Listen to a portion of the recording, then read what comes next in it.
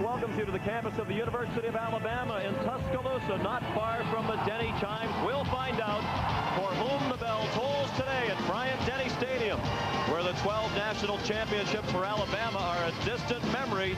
The 97 squad has been a major disappointment, but today Alabama hosts a crucial Southeastern Conference game against the 12th ranked Tigers of LSU. Here comes Alabama with a record of 4-4 off a disappointing homecoming loss last week against Louisiana Tech.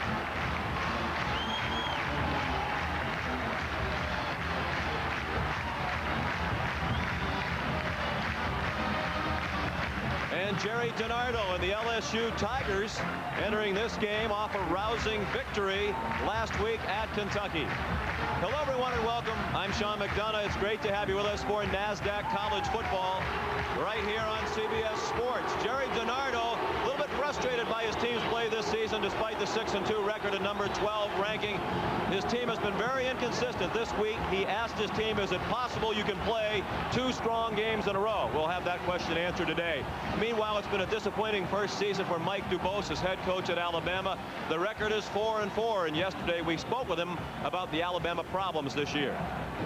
Well, I think the thing we've got to do is we've got to coach and we've got to play like we're capable of. That's the bottom line, and I don't think we have. I don't think we've coached, and that starts with me. I don't think we've coached as well as we're capable of coaching. I don't think we've played as well as we're capable of playing, and that's the bottom line. That's where the focus has got to be. We've got to get back. We've got to understand that each one of us has a job to do. They haven't coached or played as well as they would like, but Alabama controls its own destiny in the Western Division of the Southeastern Conference. They have 3 games remaining. Those 3 are against Auburn, LSU, and Mississippi State. So if they win all 3, they'll go to Atlanta for the Southeastern Conference Championship game despite all of the disappointments this year. I'm joined by Terry Donahue. Coach, when we think about Alabama, we think about a fine running game, and the Tide has that again this year. Well, Alabama will try to run the ball right at LSU today. They have 2 fine tailbacks, Curtis Alexander and Dennis Riddle. They'll try to control the line of scrimmage and the clock, keep their young defense off the field, and mix in some play action passing. That's how they think they can win the game. And that young defense has been the major problem for Alabama this season. Crimson Tide has yielded 20 or more points in 4 straight games. That's the first time that's happened since 1956, before Bear Bryant was the coach here. Meanwhile, at LSU, once again this year, a strong running attack led by Kevin Falk. Well, LSU's the best rushing team in the Southeastern Conference. Kevin Falk, their all-purpose tailback. They want to get him the ball as many ways as they can. Hand it to him, throw it to him, let him return kicks, whatever it takes. He's their guy, but be careful of the quarterback, Herb Tyler, as well. He's an improved thrower over a year ago. He can run the option play. He scrambles out of the pocket, and Alabama better contain Herb Tyler. He might be the key for LSU. As you might expect at this time of the year, both teams are a little bit banged up. With more on that story, here's Michelle Tafoya. Well, yeah, guys, Alabama's been battling injuries all season long, but this week their defense took some more hits. In last week's loss to Louisiana Tech, both defensive ends were hurt. Reggie Grimes out for the season with a broken tibia.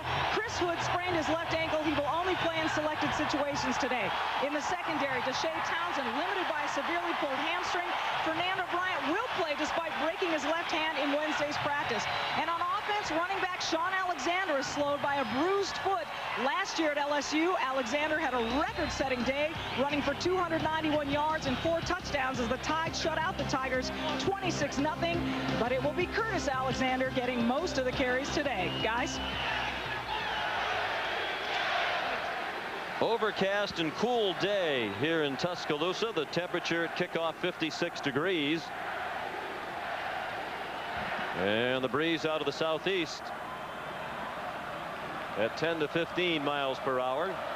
Alabama won the toss and deferred. LSU decided to receive the opening kickoff. So Kevin Falk is waiting for the kick from Jonah Dismukes. Both teams alive in the race for the Western Division title in the Southeastern Conference. This is a pivotal game, and the kickoff goes out of bounds. We might see that more than once today. They don't want to give Falk a chance for the run back. Well, LSU will begin with outstanding field position at the 35-yard line, led by the junior quarterback Herb Tyler. He's from New Orleans, and as Terry said, he's much improved over a year ago. 9 touchdown passes, 4 interceptions. He's completed 61% of his passes. A threat on the run as well as through the air, and he's 20-4 in his career as the starting quarterback at LSU. Kevin Falk, the tailback, behind Tommy Banks, the true freshman fullback, and a rare carry for Banks on first down. He's ahead for 2, perhaps 3, and it'll be second down. Falk and Banks, the opening backfield. Joe DiMaggio, that's how you pronounce his name, as the tight end, a true freshman. Another freshman, Abram Booty, and Larry Foster are the wideouts. Up front, the strength of the offensive line, the center Todd McClure, and the right guard Alan Faneca. Lewis Williams, a true freshman, makes the start at tackle today for the injured Trey Langley. On second down, Falk trying to bounce it outside to the left, and he breaks the tackle and has a first down. Got through the tackle of Deshae Townsend. Travis Smith and Steve Stanley made the hit, but after a gain of 10 and a first down for the Fighting Tigers of LSU. The Alabama defense manged up. Kenny Smith, Eric Hurley, Heath Panks, Steve Harris, the front 4. Steve Stanley, Paul Pickett, and Travis Smith are the linebackers, and in the secondary, Fernando Bryant, Marcus Spencer, Kelvin Sigler, and Deshae Townsend. Townsend and Bryant playing with injury. Bryant's playing with a broken hand. Falk again running left, and Townsend made the tackle that time, but it's a gain into Alabama territory for Falk. A pickup of 7. It'll be second and short, and LSU is on the move a minute into the game. Sean, Alabama has got to tackle well today against this LSU offense. On the previous play where Falk picked up the first down, they missed a couple key tackles. On that particular play, they came out of the secondary and tackled crisply. That's going to be important for them. And movement before the snap. Referee today is Dick Burleson, leading the Southeastern Conference officiating crew.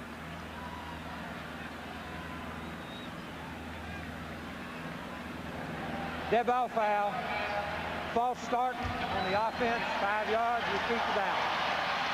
The big freshman right tackle, number 70, Lewis Williams, is a man who got a little early jump there, a little early start.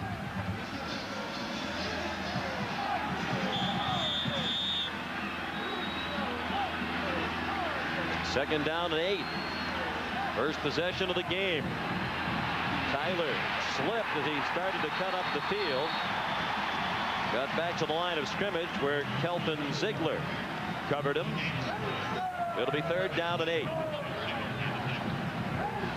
As Jim Nantz mentioned during college football today, this rivalry has been dominated by the visiting team.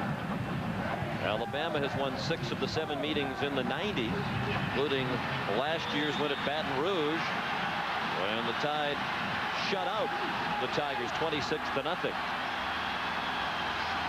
LSU has scored just 3 points in the last 2 meetings combined between the two. The pass incomplete. Intended for Abram Booty. It went through his hands. Michael Fagan had the coverage, and LSU will punt from midfield, and a hand for the beleaguered Alabama defense. The more the Alabama defense can force LSU into third down and long situations, the better chance they have to win the game. Herb Tyler is not a great third down conversion type quarterback, so you want to get him behind the down and distance. The Alabama defense did exactly that in that series. Jeremy Whitten, who's the pooch punter, really the backup punter, but he handles the short punts. And the fair catch made by Deshae Townsend, a 35-yard punt by Whitten, who's also a member of the national champion baseball squad at LSU. John, I was impressed with the way the Alabama defense came out. Although Kevin Falk picked up some yardage, made a first down or 2, the Alabama defense hung in there, finally got them behind the down and distance. LSU fails to convert. Consequently, they turn the ball over. That's the way the Alabama defense has got to survive today. And the Alabama offense is led by Freddie Kitchens. The senior really improved on that touchdown to interception ratio this year. He was 50-50 for his career entering the season. So this year, 10 touchdown passes and 4 interceptions. And a problem with the chains. They're a little bit tangled up on the far sideline.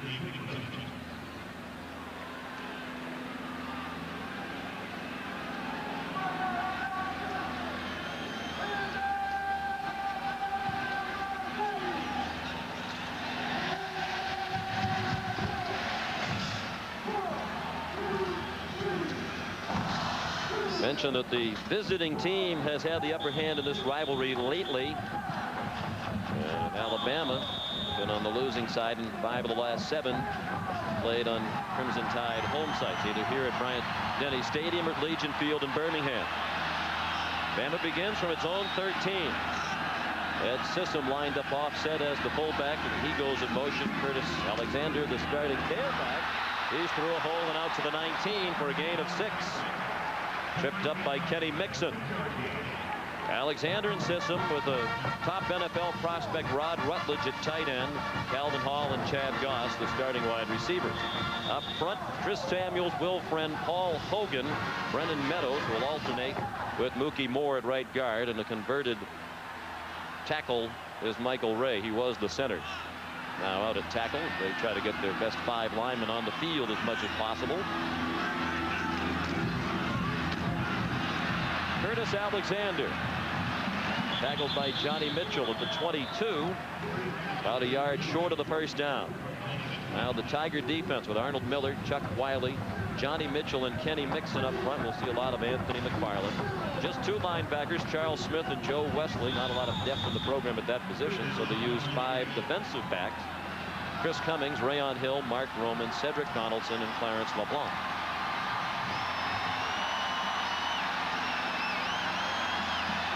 Two tight ends in the game now for Alabama. Sean Draper, number 38, is into the ball game, and he goes in motion from the wing position. Alexander on 3rd and 1 has the first down out across the 25-yard line. You have to be impressed with the way the Alabama offense has come out. Bruce Arians, the offensive coordinator at Alabama, has said that he needs to control the clock, control the line of scrimmage, keep the defense off the field, and keep hammering away at LSU. In that first series, that's exactly what he was able to accomplish. The more they do that, Sean, then all of a sudden they're going to come back with some play action passing. Draw that secondary up into support, then the play action pass. On 1st and 10, Kitchen throws a floater, and it is incomplete. Intended for Quincy Jackson, their speediest wide receiver. And it fell incomplete. Arnold Miller was applying pressure on Freddie Kitchens.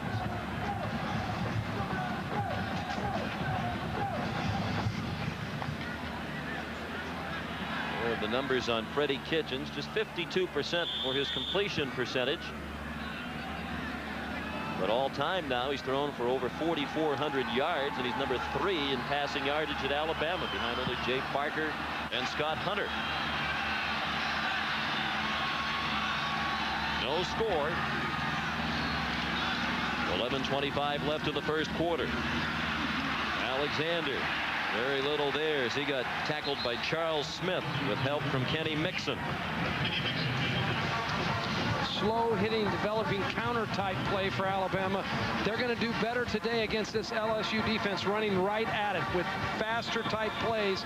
They'll have to slow the defense down with some reverses and some screen passes and draws, but counter plays are going to be tough against this defense, I think, this afternoon. 3rd down and 9.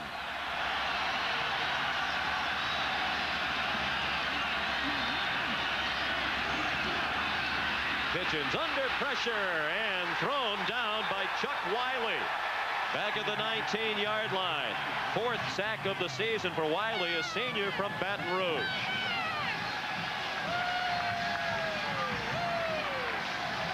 Chuck Wiley, number 55, comes on the pass rush. He's working against Will Friend, the left guard. You can watch him right there on the screen. He's the one that uses an over-the-shoulder slip move, just reached over the top, came with that move. That enabled him to get the sack. Excellent, excellent defensive rush. Daniel Pope is the punter. And Tigers almost got a piece of it, but it's a good punt. Falk driven back to his own 27. Kevin Falk with a flag down, goes down at the 41. Flag thrown behind the play. Dustin McClintock made the tackle on Falk. It's a 54-yard punt.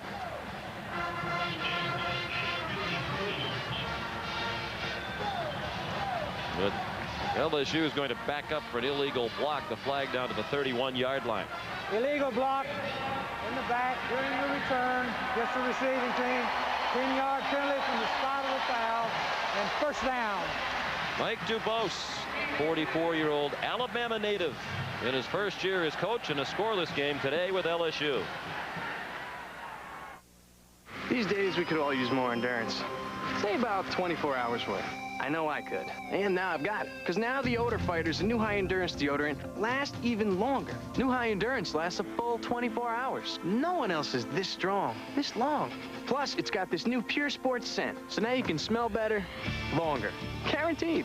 Or call 1-800-PROVE-IT and Old Spice will buy you a stick of yours. Hey, no matter what you're into, now you've got all the endurance you need. A full 24 hours. Guaranteed.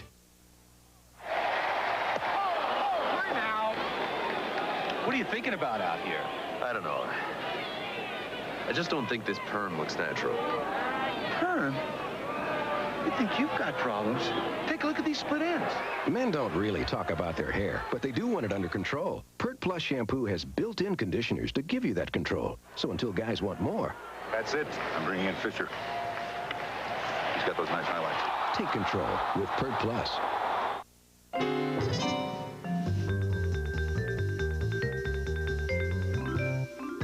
When we spread the wheels out a bit, move the windshield forward a tad, lowered the step-up height a skosh, and widened the aisle a smidgen, we created a Caravan with 32 more cubic feet of room. It's remarkable what a few alterations will do. Now get up to $1,000 cash back on Dodge Caravan. A company most people never heard of is changing the way we fight cancer and kidney failure. By inducing the body to produce blood cells, chemotherapy and anemia patients are gaining new strength. Helping to grow blood cells helps Amgen become the world's largest biotech company. Where do you learn about companies with such pioneering spirit? Exactly. NASDAQ.com. I am an angel. This isn't about a belief, it's about ratings. It's always about ratings in Hollywood. Sunday on 60 Minutes. No score. Each team has had the football once. Each has had the punt once. First and 10 for LSU from its own 21 after the penalty on the punt. Swing pass to Fogg. He demonstrates his elusiveness as once again Deshae Townsend couldn't make the tackle, and Steve Stanley did after gain of 9. Now it's time for Terry's virtual reality playbook.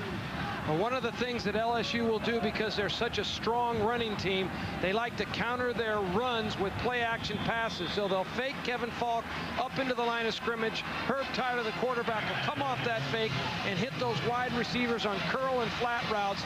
They're going to work the play-action pass an awful lot with Kevin Falk as the decoy. Falk getting a breather at the moment, and Rondell Mealy steps in, and there isn't much drop-off at tailback when Mealy is in the game. He's ahead for the first down. Out across the 31. Let's check in with Jim Nance in New York. All right, fellas, Duke and Clemson went to overtime at Death Valley. Clemson with a field goal in its first possession. But then Duke's quarterback, Bobby Campbell, under pressure, throws it right into the arms of Raheem Abdullah, who will run it back to close it out. Clemson's 4th straight W. Duke's lost 16 straight ACC games. Back to Sean and Terry. They might have been premature in awarding LSU this first down. It certainly appears to be from here. And it is a first down for the Tigers with 8:51 remaining in a scoreless first quarter. Jerry DiNardo in his 3rd season as head coach at LSU, 23-8-1. Graduate of Notre Dame, still looking for his first victory against Alabama as a head coach. In 4 years at Vandy, he could not beat the Tide, and he's 0 for 2 at LSU. And it's Rondell Mealy at tailback, and he's across the 35 out to the 36-yard line, tripped up there by Steve Harris and Trevis Smith. You know, we have an interesting matchup today. Both of these teams offensively are going to attack in a similar fashion. They both want to lead with the run, counter with the play-action pass, stay out of third down situations as much as they can. They're a carbon copy of one another in terms of their game plan. 2nd and 6.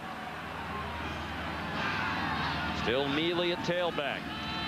And they'll stay with a good thing, but it wasn't a good thing that time. Paul Pickett came up quickly to fill the hole. Marcus Spencer also in on the tackle. No gain on the play, and it'll be 3rd down and 6. The middle linebacker, Paul Pickett, comes from the left side of the screen, right in that area. He's the one that comes off the block. He sheds blockers, makes that play. That's the kind of tackle you want Alabama to execute if you're a Crimson Tide fan. You want to wrap those ball carriers up just like that. Pickett comes out in the passing situation, and Tyler moves into the shotgun on 3rd down and 6. He throws a bullet for a 1st down. Larry Foster, their leading receiver, across midfield with a gain of 17. Kelf Bailey, a true freshman, reserve defensive back, made the tackle for Alabama. You've got to credit the LSU offensive line with this particular play. They gave him great protection. He had plenty of time to throw the ball. Larry Foster, one of the better receivers in the league, goes down the field, just turns around, and the ball is delivered nicely by Herb Tyler.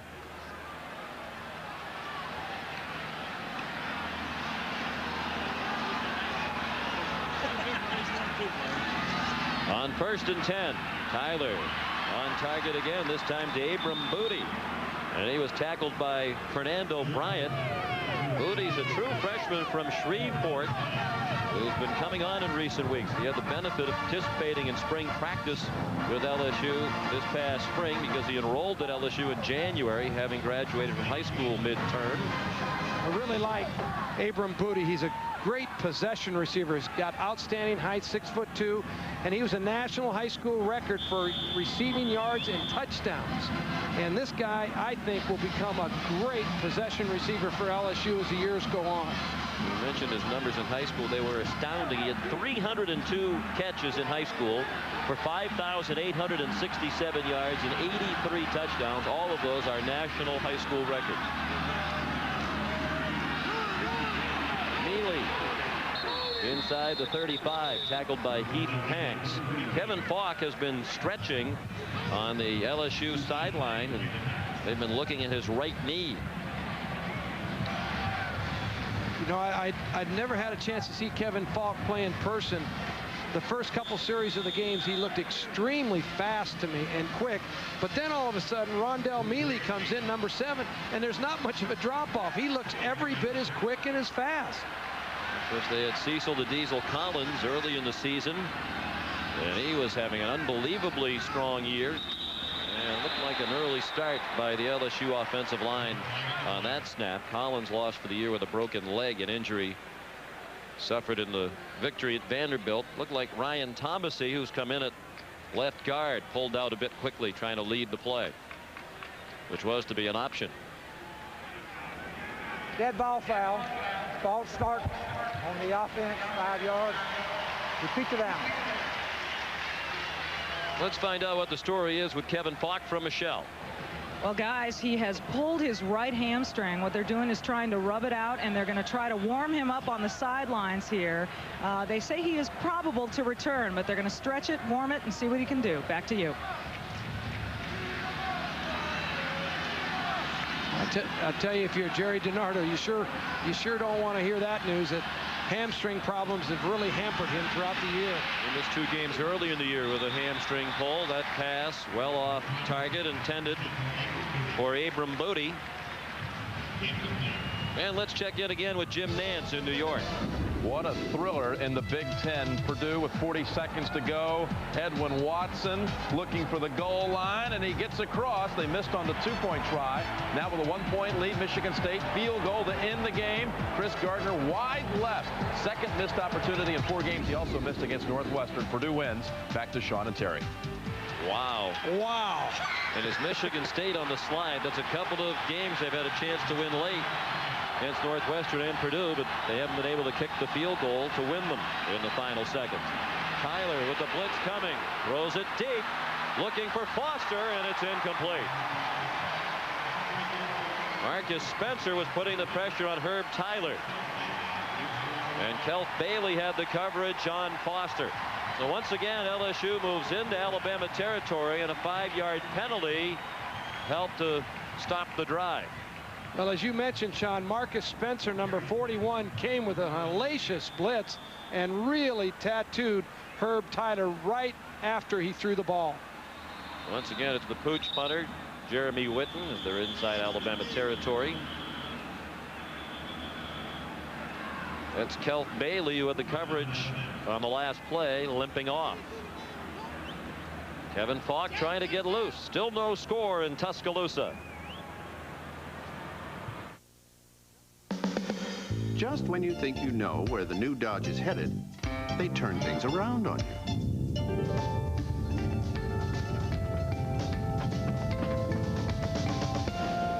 Introducing Durango, a whole new kind of roomy, powerful, versatile sport utility. As you can see, the new Dodge is covering new ground, some of which seems to be covering me. Durango, new ground for the new Dodge. I like being in control. With this new Dinerex, I control the cause of my dandruff every day. New Dinerex Advanced Formula. Its medicine doesn't just treat the symptoms, it controls a leading cause of dandruff called Peel Valley. Now that's serious control. New Dinerex Advanced Formula.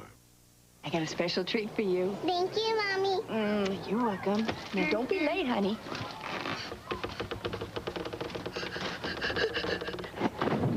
Good news. Reese's Nutrageous bars are now 20% bigger. Sean McDonough with Terry Donahue and Michelle Tafoya back at Bryant-Denny Stadium in Tuscaloosa. This is a construction site. They're adding luxury boxes on the far side of the field and an upper deck as well. In all, they'll add about 13,000 seats to the 70,000 seat stadium. Now Witten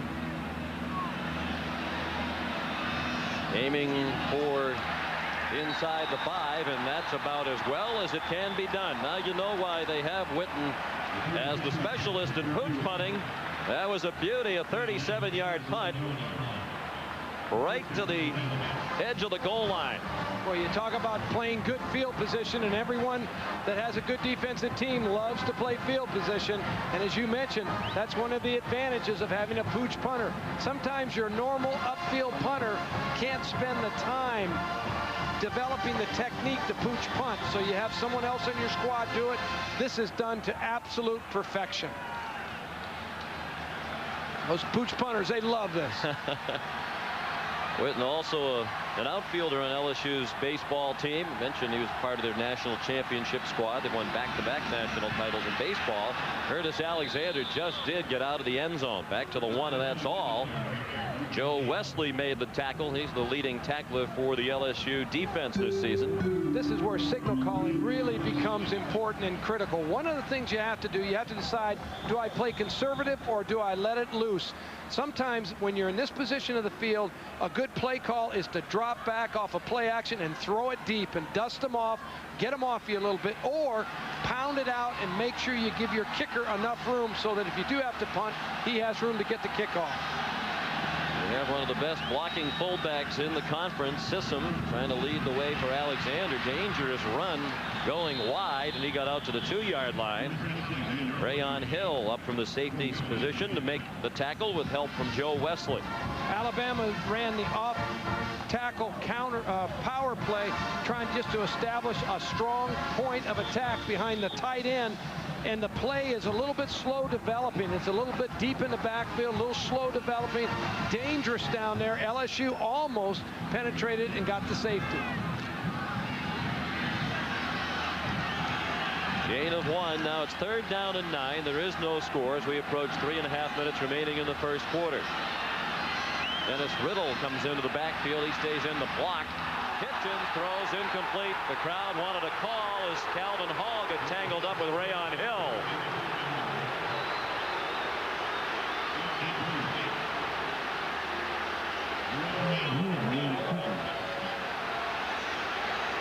Sean, this is definite pass interference. Rayon Hill, the defender for LSU, just forearms him down with his left hand there. Calvin Hill, 83. The official just didn't see it. It was an inside hand, and he didn't see it. He thought their feet got tangled, so consequently he missed the forearm shiver, if you will. 70,000 other folks saw it. Daniel Pope on the back of the end zone. Another booming punt to Larry Foster. Foster caught it at the 45. And a late flag thrown as Foster was tackled at the 45-yard line. A 53-yard punt this time by Pope. Andre Short made the tackle for Alabama. Jerry DiNardo wants to know about the flag. Generally speaking, it's blocking in the back on punt returns and kickoff returns. One of the hardest things to coach. Illegal block in the back, 10-yard penalty from the spot of the foul. First down. One of the hardest things to coach is players not hitting in the back.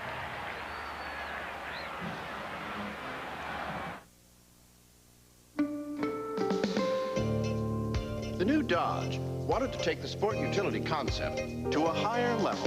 Enter the new Durango. Its best-in-class power, cargo space, and seating for up to 8 raise the bar considerably, as do its strongest-in-class frame and its stable, longer, wider stance. Dodge Durango, a higher form of sport utility, from top to bottom. Durango, new ground for the new Dodge.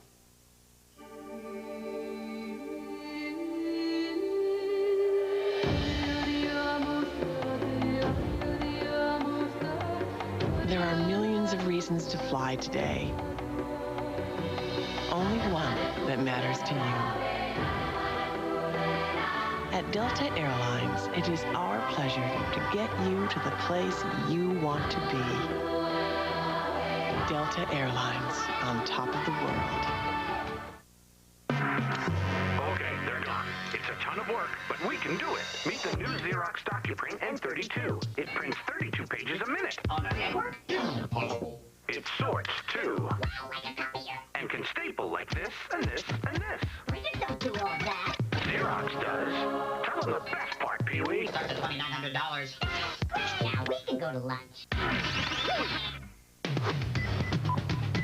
The Document Company, Xerox. A NASCAR doubleheader. First, the Grand Nationals go for it at their grand finale. Then the Super Truckers settle it at their season-ending showdown. Sunday on CBS. Back at Alabama, Kevin Falk of LSU is back in the locker room. The training staff tells me that right hamstring strain that he's experiencing now is simply a re-injury of the injury that he had earlier in this season. They are massaging that leg right now. They will put a supportive sleeve on that leg, and they are hopeful he will return. Let's send it back now to Sean and Terry. Thanks, Michelle. On first down, Herb Tyler on target to Abram Booty, and Fernando Bryant made the tackle. Very close to a first down at the 50-yard line. Dick Burleson signals that it is first and 10 for LSU.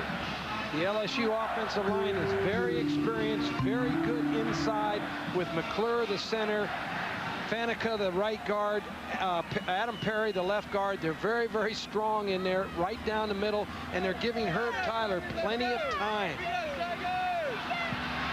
One of Alabama's problems on defense this year, they've not been a good pass rush team, and they have to blitz in order to create pressure on the quarterback. Even with the blitz, they haven't gotten there very often. Mealy up the middle, tackled by Paul Pickett. Mealy moved the football 5 yards on first down. It'll be second down and 5 for the Tigers of LSU.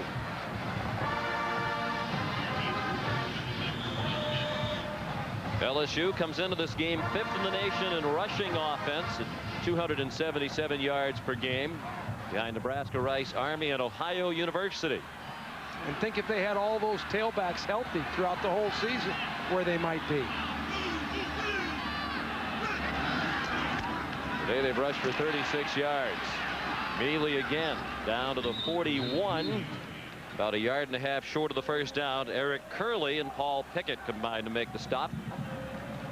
John, it's early in the game, but you certainly have to be impressed with a couple things. The field position that LSU has enjoyed thus far in the game. They're winning the field position battle slowly but surely. And I'm impressed with the way their offensive line is coming off the ball. They're really attacking into the Alabama defense, and the tailbacks, whether it be Falk or whether it be Mealy, they're running downhill. They go after you. Short yardage formation, 3rd and a short 2. And Mealy hit behind the line of scrimmage and down for a loss. Kelvin Sigler made the play behind the line. Kelvin Sigler, the safety, comes from the right side of the screen. He's the man that gets the penetration. You can watch him right there. He will penetrate up the field, and then once he does, he turns the toss sweep back inside. He was unblocked. That was a blocking error in the design of the LSU offensive attack. With, again, the pooch punter. We still have not seen Chad Kessler, who's the leading punter in the nation. Look at this one. Out of bounds at the 2. Wow, what a kick. And if you're Alabama, you're trying to get a little field position, trying to get a little breathing room, and you just can't get any room. I think DuBose looks like he saw a ghost. He can't believe the proficiency of Jeremy Witten, the sophomore from Louisville, Kentucky. His previous punt was down right at the goal line, and this one goes out of bounds on the fly at the 2. Witten, you know, he just gets to come in when they're pooch punting, and all of a sudden he doesn't want to come out. He doesn't want to give up that job. Chad Kessler averaging 50 yards a kick to lead the nation. He might not get back on the field again. This qualifies as great field position, and the snap was lost by Lance Tucker. The ball is in the end zone, and it is a touchdown for LSU. Chuck Wiley picked up the free football in the end zone. Every game on the 3rd series for Alabama, they bring in Lance Tucker for 1 series to play quarterback. It doesn't matter what the score is, what the field position is. They bring in a fresh quarterback with his team backed up to the 2-yard line. He drops the very first snap from Paul Hogan, and Chuck Wiley recovered for an LSU touchdown. And it took the defense to finally score a touchdown for LSU against Alabama. Wade Ritchie. Now perfect in 27 point-after tries this season. Every quarterback's hands are a little bit different when he gets underneath a center. You have to practice on the sideline, exchanging the ball between the center and the quarterback. And the snap comes a little bit deep. It doesn't really hit Tucker in the hands. It hits him on the wrist, and consequently he loses control of the ball. A difficult position to bring your reserve quarterback in to take that snap. I know that Bruce Arians, the offensive coordinator, is committed to playing his backup quarterback at all times, and I'm sure that he took some snaps before he went in. But it's a tough position to bring him into. When we talked with Bruce Arians yesterday about it, he said he always puts him into the 3rd series, and there wasn't really any rhyme or reason to why it was the 3rd series. He simply said, well, Lance Tucker has earned the right to play. There's not much of a difference between Freddie Kitchens and Lance Tucker. Well, the other thing you have to remember, too, is Paul Hogan, the center for Alabama, is just a freshman, Sean. So it's not like you have a real experienced center in there exchanging the ball to these quarterbacks. So those kind of things are going to happen. Very unfortunate for Alabama. And you know, you have to, the Alabama coaches, they have confidence in Tucker. And so they say, hey, we're putting him in. He's our guy. We're going to go with him. And you live and die with the sword. That's just the way it goes sometimes. Tough spot to put him into, though. Fernando Bryant returning the kickoff of Danny Boyd, and finally good field position for the Tide out near the 40-yard line. A 31-yard kickoff return by Bryant. Anthony Skinner made the tackle for the Tigers. Part of the LSU success this season, turnovers. They've turned it around from a year ago when they were -7. This season, with the turnover, the takeaway that they just had, they're +15, number 1 in the SEC. And 3rd in the nation behind Colorado State and UCLA heading into today's action. So Tucker gets another try. Certainly the best field position Alabama has enjoyed all day long. And the toss goes back to Curtis Alexander, and he runs out of bounds at the 41, a short gain of 2. Rayon Hill chased out Cool Kurt, as his teammates call him, the senior from Memphis, Tennessee, has had a tough time getting his career on track due to injuries. He's been bothered by groin trouble. Alabama going to a no-huddle offense here, hurry-up offense. And Alexander hurrying out to the 47-yard line. The ball came up, but he was down by contact. Contact made by Joe Wesley. And Sean, the backup tailback, Dennis Riddle, 29, he is in the game currently with Curtis Alexander. So there's two tailbacks in the game, and this is what they call their sugar offense. It's their hurry-up offense, try to change the pace on LSU's defense. It's a very effective weapon to get into a game with. They've used it effectively this season. Alexander tackled by Charles Smith with Riddle the lead blocker. It's a first down for Alabama. And the crowd roars its approval as the Tide moves the chains with 17 seconds left in the opening quarter, and LSU leading 7-0. The disadvantage of this kind of offense is generally you move the chains fairly quickly. The clock goes fast. You can't keep your defense off the field. But if you're going to score points and move it, who cares? Get some points on the board. Tucker throws incomplete behind Chad Goss with Cedric Donaldson in coverage. You know, I think this is a real testimony to Bruce Arians, how he feels about Lance Tucker. Tucker fumbles the ball down on the 1-yard line. LSU scores. They come right back with Tucker, put him right back into the game, into this hurry-up offense. Tucker, like the starter Kitchens, is a senior. Alexander again across midfield on the final play of the first quarter. The score, LSU 7, Alabama nothing. We'll return to Bryant-Denny Stadium right after this message and a word from your local station.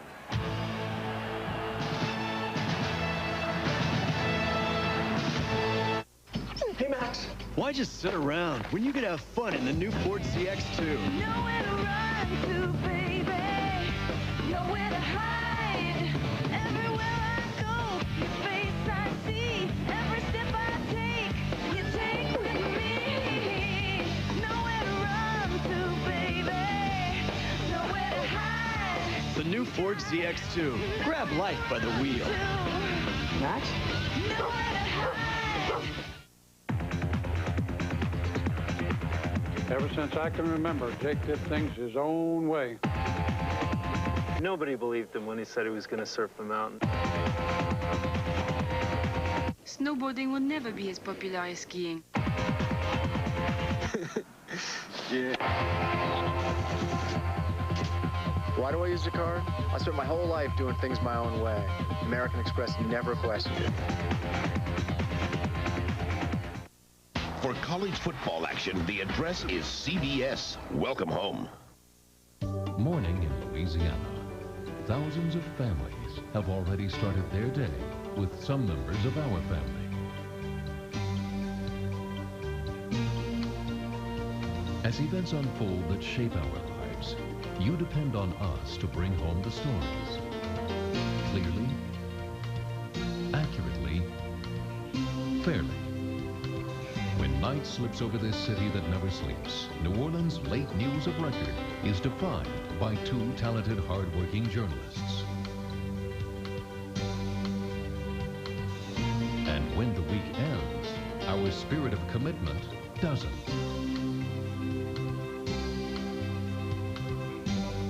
It takes an extraordinary team to build one of the most trusted newsrooms in America and to earn the honor of Louisiana's news leader, Channel 4's Eyewitness News.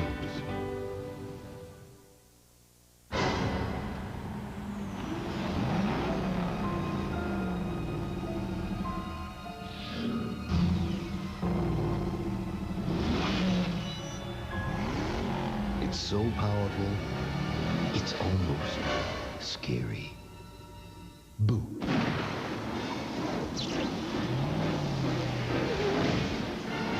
Muscle car lives. The new Trans Am by Pontiac. Watch Driving Ourselves Mad, Monday on Channel 4.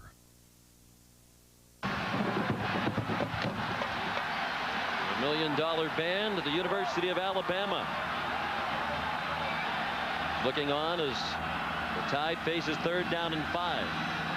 First play of the second quarter. Lance Tucker dumps it over the middle, incomplete. Through the hands of Dennis Riddle.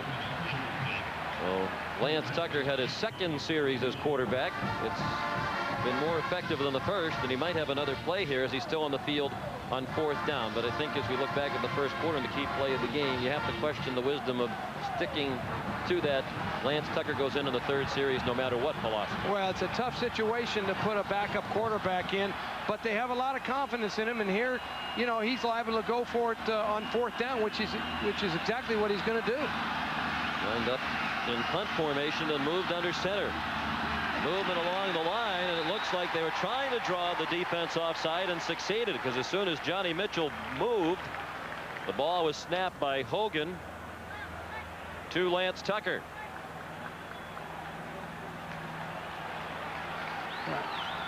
'85 right in the middle, jumped a little bit. Johnny Mitchell, number 95, and Chuck Wiley, 55. They're the ones that jump, but they called it on Alabama.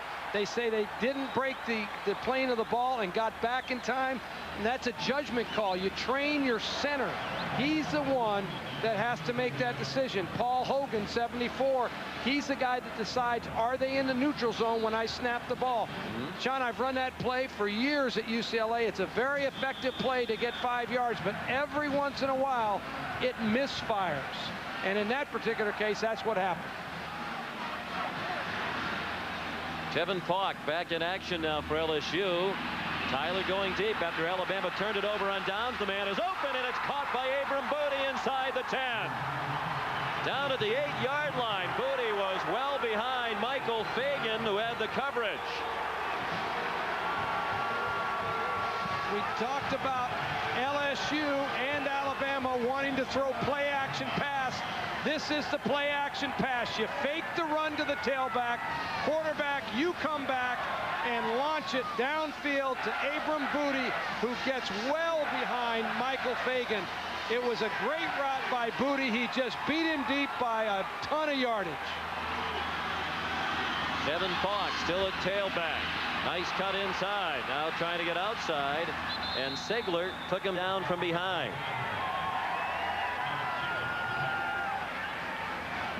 Boy, Let's check in with Michelle Tafoya, Terry, down on the sideline. Well, guys, Kevin Falk spent most of his time on the bench keeping that hamstring warm, but Jerry DiNardo came over to Falk on the bench and asked him if he thought he could return.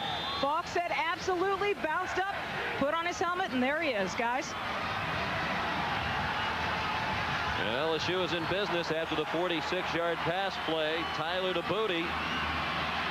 There's Falk running very well into the end zone for a touchdown. The ball came out after he broke the plane, and LSU has its first offensive touchdown against Alabama in 3 years.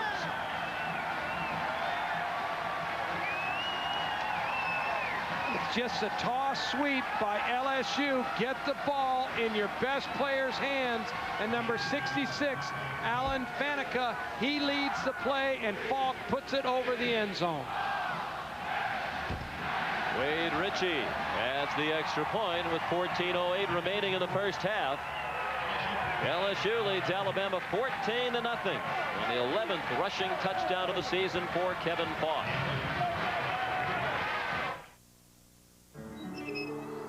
Eileen, she's been good to us. I reckon it's time I go into town and get us a new vehicle. All right.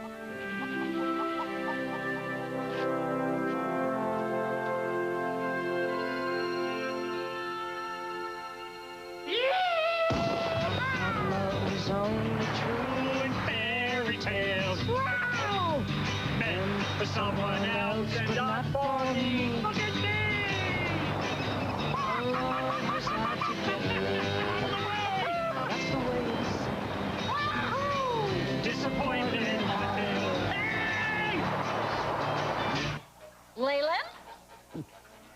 What has gotten into you? I don't know, but I like it. I'm in love. I'm a believer. I couldn't leave her if I tried. Your heart's pounding, adrenaline's pumping. They light you up, and you go. We asked some of Hollywood's hottest stuntmen to switch antiperspirants and try Degree. What's body heat activate? Probably means when you get warm, that it starts working. As your body heat rises, Degree releases extra protection when you need it most. I heated up, and it cooled me down. I was on fire, and I was dry. I don't want my guys to see me sweat. This stuff kept up, even in 40-foot-high fireballs. Dry as a baby. Body heat activated Degree. Your body heat turns it on. For non-stop college football, breaking news, scores, highlights, and complete stats for all Division 1A teams, get it on the net at cbs.sportsline.com.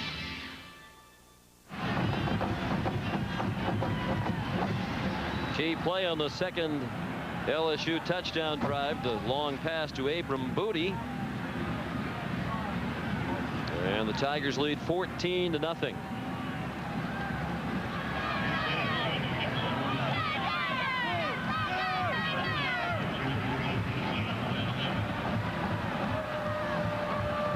Marvin Richard waiting for the kickoff with Fernando Bryant. Bryant playing with a broken left hand, carrying that ball in the right hand and carrying it well out to the 36-yard line. On that last touchdown, we had a couple key blocks. Joe DiMaggio, 82, and 87, the other tight end, Hankton. They come down and crush inside, open up that hole, and watch the fullback, Tommy Banks. He leads the play, almost guilty of holding. Very, very close to a holding call, but Kevin Falk punches the ball into the end zone. And more of the same for Alabama. Key mistakes made all season long by the Tide, and again today. Costly fumble, and they handed it over on downs. Dennis Riddle tackled by Joe Wesley. Let's check in New York. Once again, here's Jim Nance. Well, it's the third time this year Iowa State's blown a fourth-quarter lead. Just 9 seconds were left on the clock. When Charrington got it across for Colorado, they come back from 18 down to beat Iowa State. Back to Shauna Terry. Wow. Shaky season continues for Colorado, but it is a victory. Riddle remains at tailback on 2nd down and 4. Bama from its own 42. Riddle through a nice seam. Has the first down. That's a gain of 8 out to the 50-yard line. Once again, Joe Wesley made the tackle. Some awfully good blocking in there by Ed Sissom, number 33, the fullback, to open up that hole. It's an off-power play to the left. The backside guard pulls around and opens the play, but all of a sudden Dennis Riddle finds that daylight. Dennis Riddle's an interesting player. Last year he gained 1,000 yards. This year he's gained about 284 yards coming into this afternoon, but he hasn't played as much, but he is a back who can control the game. And he's in control of the ball with some running room down the near sideline. Out of bounds inside the 15. Joe Wesley made the tackle on the senior from Tuscaloosa. That's a 39-yard run for Riddle.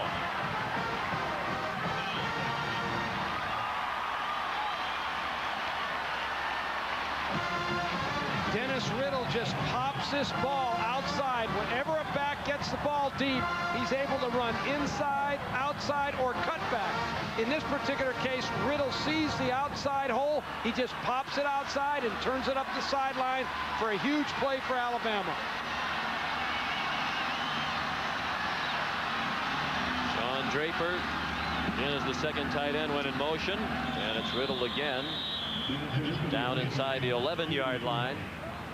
Riddle, as you mentioned, Terry, not as productive this season. Part of that is the Alexanders have been outstanding, Sean and Curtis Alexander. Riddle was also suspended for the first game of the season against Houston, so he got off to a late start, and they tell us he never really has gotten into a rhythm for Coach DuBose. Well, I liked him last year. We did the Alabama-Tennessee game, and I thought he was a warrior in that game, and I think he's got a lot to him, and so do the Alexanders, who play tailback as well. Riddle forced to cut it back, and he's down at the line of scrimmage. Get back to the 11, and that's all. Arnold Miller was chasing Riddle. Miller's a junior from New Orleans. And he can run. He was a 3-time letter winner in high school in track. Ran the 800 meters and the mile relay. Hard to imagine that now that he weighs 245 pounds. Those are the kind of defensive lineman, outside linebacker type guys you want playing. Track guys who can run. Alabama's not been very good in the scoring zone this year. They've not been a good team. This is an area they feel like they really need to improve in. 3 wide receivers. Kitchens going to the end zone. Incomplete. A little bit too long for Calvin Hall, who is covered by Rayon Hill. And the field goal unit comes on for Alabama. And both teams have had trouble with the place kicking lately. Alabama's trying to throw a post corner here. Calvin Hall, 83, fakes inside, then breaks outside to the corner. He has a chance to be open. The ball, as you mentioned, Sean, is just slightly overthrown. Rayon Hill, number 21, with pretty good coverage, but he was vulnerable there. Brian Cunningham hooks it wide. My goodness. From 29 yards. Wide left. And the kicking woes continue for Alabama. Cunningham now just 12 out of 20 for the season. CBS Sports coverage of NASDAQ college football will continue after this word from your local station. For college football action, the address is CBS. Welcome home. Down here in Louisiana, we got a word that describes this new Burger King Ditka deal to a T. The word I had in mind was lagnap. Order a $2.99 Whopper value meal and you get a choice of free cheese or free bacon. Now that's lagnap. You get the fries, you get the drink, and your choice of free cheese or free bacon. If you want to sell something to us Louisianans, at least learn to speak the language. That's good.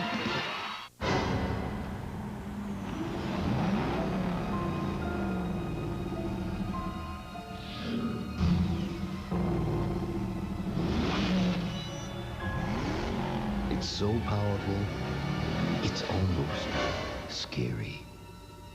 Boo.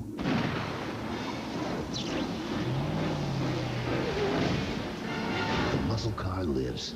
The new Trans Am by Pontiac. The Corner Store, giving customers choice. But for power to light this bulb, there is no choice. Electric power is controlled by monopolies. Competition will save Americans about $200 million a day. That's like a $295 a year tax cut for your family. Plus, it slashes the deficit by $67 billion over 5 years. In Washington, the monopolies are fighting to delay the choice you deserve. Let Congress know you want electric competition now. Put the power where it belongs, in your hands. David Bernard on Channel 4's Eyewitness Weather.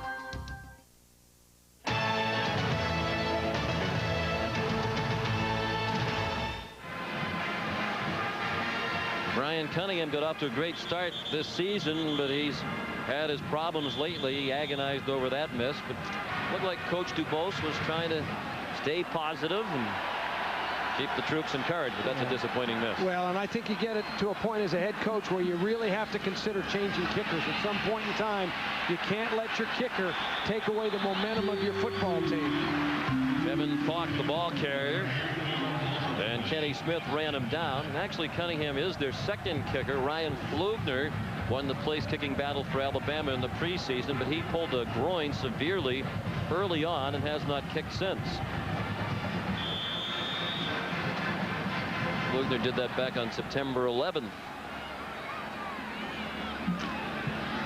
Game against Vanderbilt.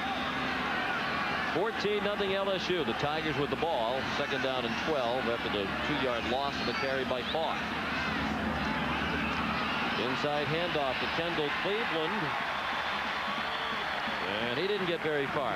Back to the line, and that's all. Today's NASDAQ Scholar Athlete of the game is Clint Wagoner of the University of Alabama. 3.93 grade point average in biology. Reminiscent of Terry Donahue's days as a student at UCLA. NASDAQ's commitment to the investment in our future is shown today by donating $1,000 to Alabama's General Scholarship Fund.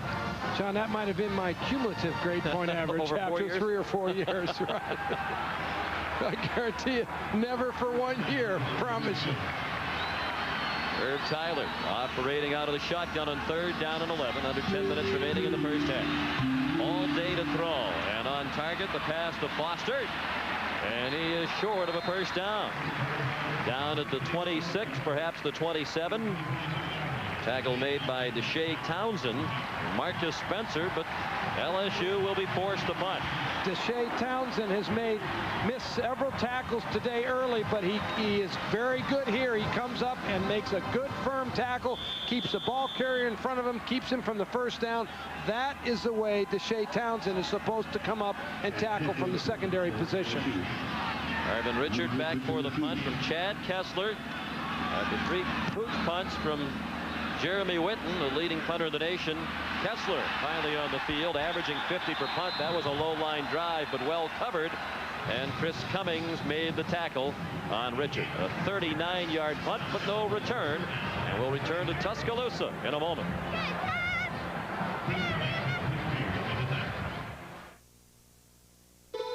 They created their microprocessor in 1971, and the faster their chips have performed, the faster their company has grown. Today, the Intel design is the brains behind the majority of the world's PCs. By the 21st century, their chip could execute 2 billion instructions in 1 second. Where do you learn about such fast-thinking companies? Exactly. NASDAQ.com.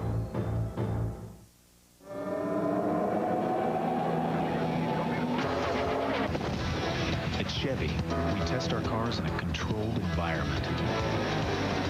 If you call trading paint at 200 miles per hour controlled,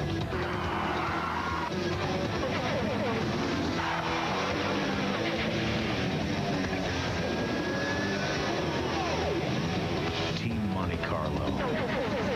Chevrolet, the cars more champions trust. You know, when you're coughing and your head aches, every mattress says, lie down, rest. But the boss says, hustle, sale starts in 10 minutes. Yeah, sure. That does nothing for cost. My motto is, NyQuil for night, DayQuil for day. I'll share with you. I'll be fine. If you love the complete relief of NyQuil, you'll love its non-drowsy daytime version called DayQuil. I was willing to share. Vicks DayQuil, the non-drowsy stuffy head, sore throat, coughing, fever, so you can get through your day medicine. Jim Nance back in our College Football Today studios. Coming up at halftime, Craig and Lou will join me with all the scores and highlights, including the story of Purdue's win today and a close one against Michigan State. Boilermakers won it with special teams. We'll have that story and more, but right now back to the game. 14-0 LSU. Defense has scored a touchdown for the Tigers on a recovered fumble in the end zone. Kevin Falk ran one in from 5 yards for the other score. You saw Chuck Wiley, who recovered the Lance Tucker fumble for a touchdown. Alabama still has not completed the pass. Freddie Kitchens 0 for 3. Lance Tucker was 0 for 2 while he was in the game. From the 32-yard line, 1st and 10. Play action fake. Kitchens throws, caught by Quincy Jackson. He can really run. He's across midfield and out of bounds at the 46-yard line. Chased out by Rayon Hill. That's the first completion of the game for Alabama. Good for 22 yards. That's a nice little play by Alabama. Quincy Jackson is being covered man-to-man by LSU. He comes across the formation from this angle, and he actually picks off some of the LSU defenders. They're all locked in man-to-man coverage, so he's wide open. The man covering him just got lost in the shuffle. Jackson's a junior college transfer from East Mississippi JC in his first year at Alabama. He goes in motion to the right. Hand off to Dennis Riddle. And Rayon Hill up from his safety spot to make the tackle. And now the virtual reality playbook for the University of Alabama. Well, Alabama's going to attack with a wide variety of running plays today, but one of the plays you'll see is the toss sweep. They like to pull the guard on the linebacker, put the fullback on the support man, and then pitch the ball to the tailback. One of the advantages is when you get the ball deep to the tailback, he can run either outside or cut back against the defensive flow. You're going to see it out of both Alabama and LSU today. 2nd and 7. Tide on the move. Another play action pass. Kitchens throws toward the end zone, incomplete. He was looking for Shamari Buchanan. Shamari stumbled to the turf as he tried to backpedal. Chris Cummings had the coverage.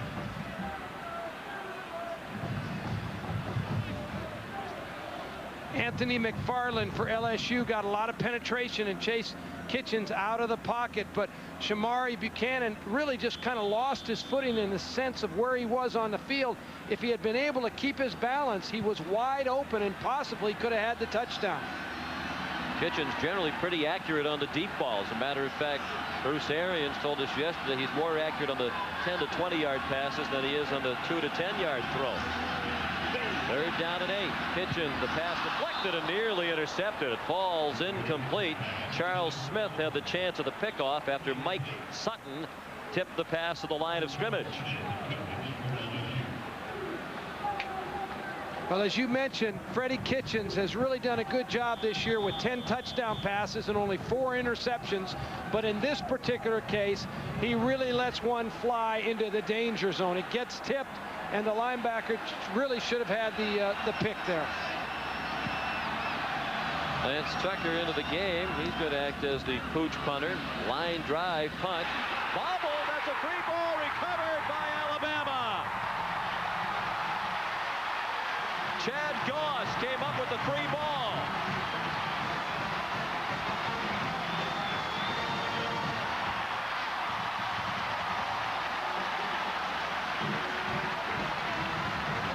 Number 8, Mark Roman. He is the deep man trying to receive this kid, and he's just trying to make a great play. He's trying to keep that ball from going out of bounds, but he loses it, and number 11 hustles down that field. Chad Goss, he makes the recovery. It's an example of a player trying to make a play, can't do it, and turns the ball over to the opposition. Pooch punting a big factor here in the first half. First and 10 from the 12. Riddle wrapped up by Chuck Wiley. Perhaps a half yard, and that's all for Dennis Riddle. LSU leads 14-0, but Alabama is once again deep in Tiger territory. Riddle, second all-time in career rushes with 7 today. He's carried the ball 591 times for Alabama. Only Bobby Humphrey, 615, has lugged the ball more often. Second and 10. Goss, who just recovered the muff punt, wants to throw it. He came as a quarterback to Alabama. That time he had to tuck it under as the play was covered, and he got back near the line of scrimmage, perhaps a loss of 1 to the 13. Kenny Mixon and Clarence LeBlanc made the play on Goss. They go ahead and run a counter play and then give the ball to Goss on the reverse. And, you know, the thing I like about Goss here, you can see Goss, he'll come from this side of the screen. He'll take the reverse here. The thing about it, though, is that he doesn't make a bad play. No one's open. He's trying to throw the ball back to the tailback over here, but he just doesn't feel he can get it to him, so he pulls the ball down and makes a good, safe decision. You don't want to turn it over down here, whatever you do. 3 wide receivers into the game. Kitchens into the end zone, and it is incomplete. Calvin Hall out of the side of the end zone with coverage from Rayon Hill. And some of the fans boo, many of them in fact, as the field goal unit comes out. You've got to come down in college football with 1 foot in bounds. That's the rule. You see Calvin Hill, he's out of bounds. The official, the side judge, right on the spot. Excellent officiating. Cunningham's kick is blocked. He missed from 29 earlier. Hooked one wide. That one low and blocked by Chris Cummings. And Alabama still scoreless more than midway through the second quarter.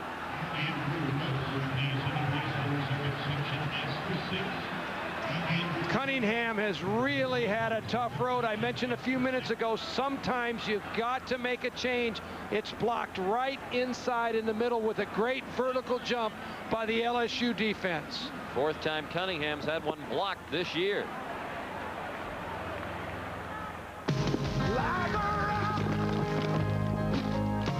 that a pretty sight. So how many miles? 50? 90. 90,000 miles. Dude, that's just getting broke in for Chevy. Is that a scratch? Scratches give character. The best long-term quality of any full-size pickup belongs to Chevy. Women like character. Chevy, the most dependable, longest-lasting trucks on the road. What'd you step in? The way you do things means a lot. The way you do the things, the way you do all the things. And if you want things done well, you want to use Whirlpool. So many people do. It's no wonder that Whirlpool is #1 in customer satisfaction. Whirlpool helps you do the things you need to do so that you can do the things you want to do. Now that is a job well done. Dang it! How do I get the game on this thing? Uncle Ned. What? That's not the TV. Well, what is it? Here, watch. At Packard Bell, we torture test every computer we make so they can pass the toughest test of all, home. See? He was out. Packard Bell, the computer the world comes home to. Featuring the Intel Pentium 2 processor. How do I get the news on this thing? Back in Tuscaloosa. After the blocked field goal, LSU takes over. 1st and 10 at the 20-yard line. Alabama could not capitalize on the muff punt. And thrown for loss is Kevin Falk. Kenny Smith and Travis Carroll made the tackle for Alabama. Arnold Miller, number 98, he's in the middle of the LSU defense. Let's go back to that field goal attempt. He has 5 blocks on the year now for the LSU defense. He's a vertical jumper in the middle. He's the guy that goes as high as he can and just tries to get a hand on the ball. That ball was kicked low, though, and actually looked like it hit him in the elbow. 2nd down, 13. Running room this time for Falk. He gives the stiff arm to Fernando Bryant, and he's still going out near midfield, all the way to the 47, where Marcus Spencer tripped him up. Pickup of 30 for Falk, the junior from Caron Pro, Louisiana. Great tailbacks gain lots of yards because they have good blocking up front and good fullbacks leading the way. Tommy Banks, 43, he's the guy. He makes the block right there that enables the tailback to break into the clear. Falk, and then look at Falk just dominate Fernando Bryant, number 25 there, with the stiff arm. Just dominates him. Now that's one of Alabama's best football players. Falk again running right across midfield and down to the Bama 49. Again, Travis Carroll, a true freshman, made the tackle with assistance from Steve Stanley. Kevin Falk, with his outstanding game last week at Kentucky, moved up to 3rd all-time on the Tigers' career rushing list. He's now over 2,900 yards for his career with the 55 today, trailing Dalton Hilliard and Charles Alexander in LSU history. Had a chance to add to his totals, but he won't. Stopped for a loss by Trevis Smith, the junior from Montgomery, who was a fullback and started at that position in last year's game at LSU. John, I've watched a lot of tailbacks over the years when I was coaching at UCLA, assistant coach, head coach, didn't matter. But the thing about Kevin Falk, he reminds me a little bit of Charles White, who used to play at USC. The way he picks up his legs and the way he runs downhill at you and keeps attacking you. That's the kind of style of back that he is. He's impressive. 3rd down and 7. Blitz from Spencer, and Tyler goes down back at the 36. First sack for Alabama today.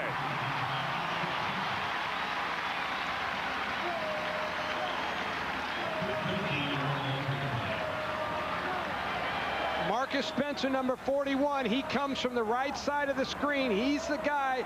He comes unblocked, untouched. The LSU line has to take care of him. He's the guy. Someone's got to be able to come out and pick him up. The running back or the quarterback's got to handle him with a sight adjustment. Didn't do it that time. Now Chad Kessler. Only the leading punter in the nation, but a great student. 3.91 GPA in microbiology. And he crushed that one, and unfortunately for LSU, took a big bounce, landed at the 5, went into the end zone, a 64-yard punt. So he'll improve upon the best average in the nation. Last week, we asked you to choose college football's all-time greatest coach from our list of nominees. Now, here are the results. The Packard Bell CBS Sportsline all-time greats poll. Not a big surprise. Bear Bryant finished atop the poll. Joe Paterno, Tom Osborne, Woody Hayes, and Newt Rockne rounding out the 5. Where is our man Terry Donahue? Well, I should have been on the list if Andrea Donahue could have voted. Dennis Riddle runs for a first down out to the 33. Mark Roman made the tackle, a gain of 13. Bear Bryant got just under 40% of all votes cast on CBS Sportsline. I coached against Bear Bryant in 1976. I had gotten a head job at UCLA at 32 years old. Bear Bryant had been a head coach for 32 years and pounded us in the Liberty Bowl, but taught me a big lesson about the importance of bowl games. Curtis Alexander running left out to the 37-yard line. Charles Smith made the tackle for LSU. Time becoming a factor now. 2:37 and the clock running. Alabama has 2 timeouts remaining. And Alabama's in their hurry-up offense with 2 tailbacks in the game, Dennis Riddle and Curtis Alexander. Out of the gun, Kitchens. All day to throw. Finds a receiver, and it's dropped.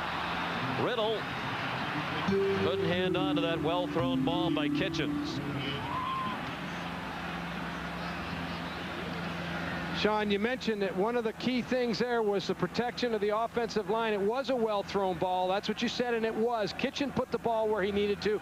He was able to do that because the line did a great job giving him plenty of time.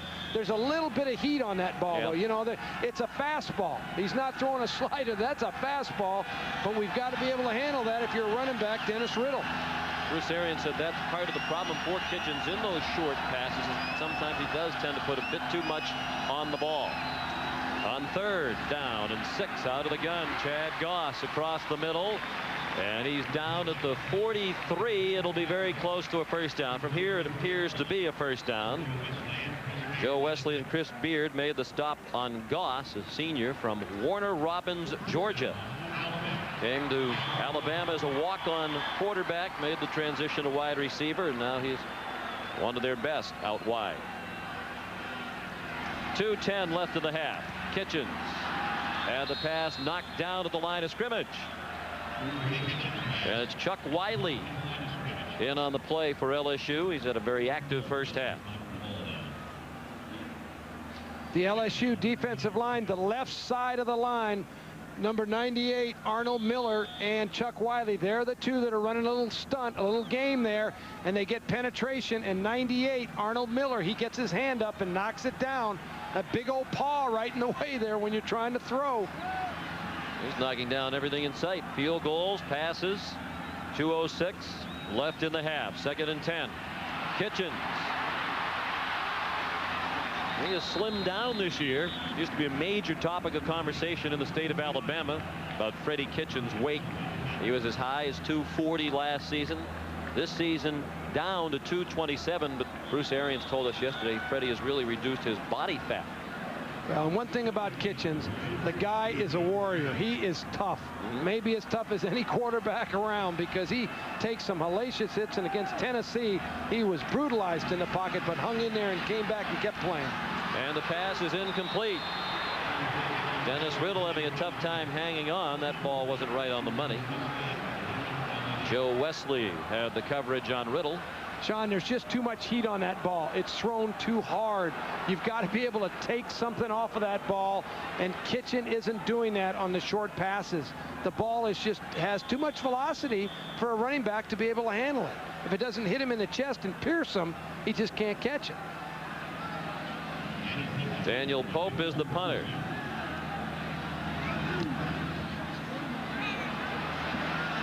Angling for the sideline. And punters have been excellent today. That's out of bounds at the 9-yard line. 39-yard punt. No return. Coming up in a minute and 21 seconds of game action. College football today, the halftime report with Jim, Craig, and Lou from our studios in New York. Big day in college football. Showdowns in the top 5. And gentlemen will have all the details you need to know. LSU does have 3 timeouts. Very poor field position, already ahead by 14 points. You'd expect they might play it conservatively here. Banks and Falk in the eye. Falk following Banks. Gets some breathing room out to the 16-yard line.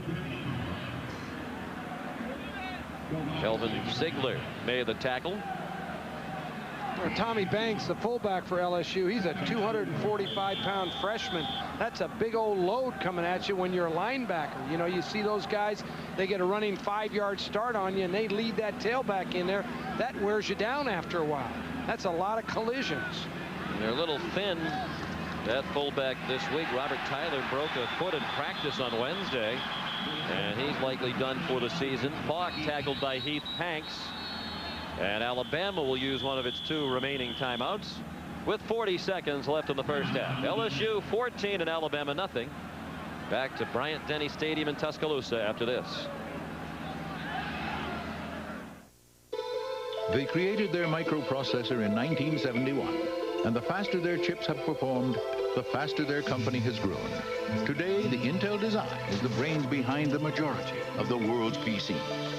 By the 21st century, their chip could execute 2 billion instructions in 1 second. Where do you learn about such fast-thinking companies? Exactly. NASDAQ.com. I thought quarterbacks were the smart ones. That's right. Ooh, he hasn't shaved. But it hurts. Another foam shaver. Hey, he didn't know about Edge Pro Gel. New Edge, Reg? This is New Edge Pro Gel, and it's a moisturizing formula, so it protects better than the foam. It doesn't hurt. Would I let you get hurt? New Edge Pro Gel. Save your skin. All right, and now he is beautiful, just like me. Overcast and cool day in Tuscaloosa. LSU leads 14-0 in a very important game in the Western Division of the Southeastern Conference. The Tigers looking at 3rd down and 5 with 40 seconds left in the first half. Alabama has 1 timeout left. Falk out across the 20. And he has the first down for LSU. Fernando Bryant knocked him out of bounds. Sean, can you imagine LSU if they have Kevin Falk playing like he's playing, if they had Cecil back, Cecil Collins, and then you got Mealy back, you've got 3 outstanding tailbacks that can just keep coming at you and rip you. I mean, no wonder they're the 5th leading rushing team in the country. Kendall Cleveland, who plays sparingly these days, is a former starting tailback at LSU.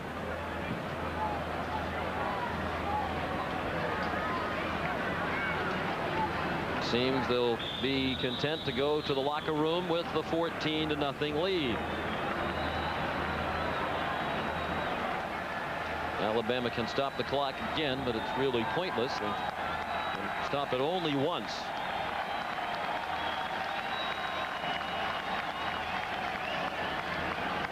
Jerry DiNardo's team capitalized on a break or 2. Alabama could not capitalize on the biggest mistake made by LSU, the muffed punt.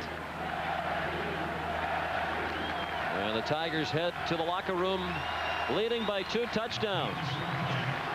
And as you saw, Michelle Tafoya is alongside Coach DiNardo. Michelle? Right, Coach, you wanted 2 back-to-back great performances from your team in 7 days. How pleased are you so far? Well, I think our defense, Michelle's playing really hard. I'd like to see our offense be a little bit more consistent in the red zone, but it's a heck of a football game. It's about what you expect. Kevin Falk strained his hamstring early. How do you decide when to take him off of that hamstring? We let the doctors and the trainers and Kevin decide. All right, thanks, Coach. You bet, Michelle.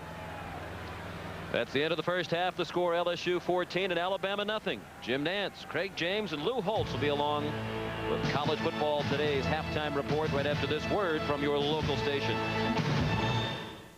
Half 66 yards rushing and a touchdown despite that hamstring pull. Yes, he has. He's had a good.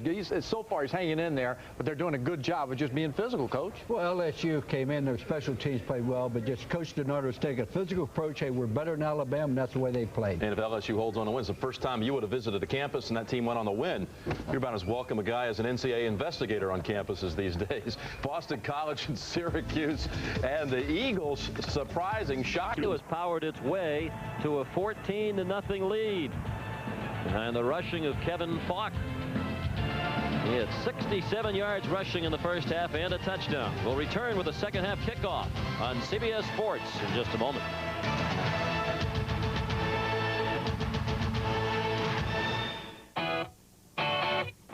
17 sticks. 17 sticks. Back in Tuscaloosa, where moments ago Michelle spoke with Bama coach Mike Dubose. Well, Coach, the difference in this game really has been 2 failed field goal attempts and a fumbled snap in the end zone. How do you come back from a 14-0 deficit? Well, we got to go and just do the things we're capable of doing. We can't turn the football over. We can't give the football to LSU in good field position like we did the first half. Our defense played well. We've got to, and when we get the ball in 4-down territory offense, we've got to score some touchdowns. We don't have to kick it field goals. We've got to put the ball in the end zone. Good luck, Coach. Thank you. Wade Ritchie will kick off for LSU to begin the second half. Fernando Bryan and Arvin Richard back deep. Alabama will get the football first in the second half. Ritchie's a senior from Karen Crow, Louisiana.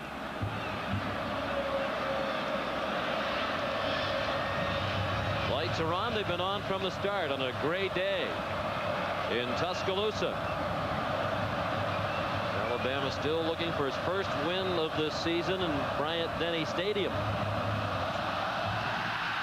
And a good kick by Ritchie.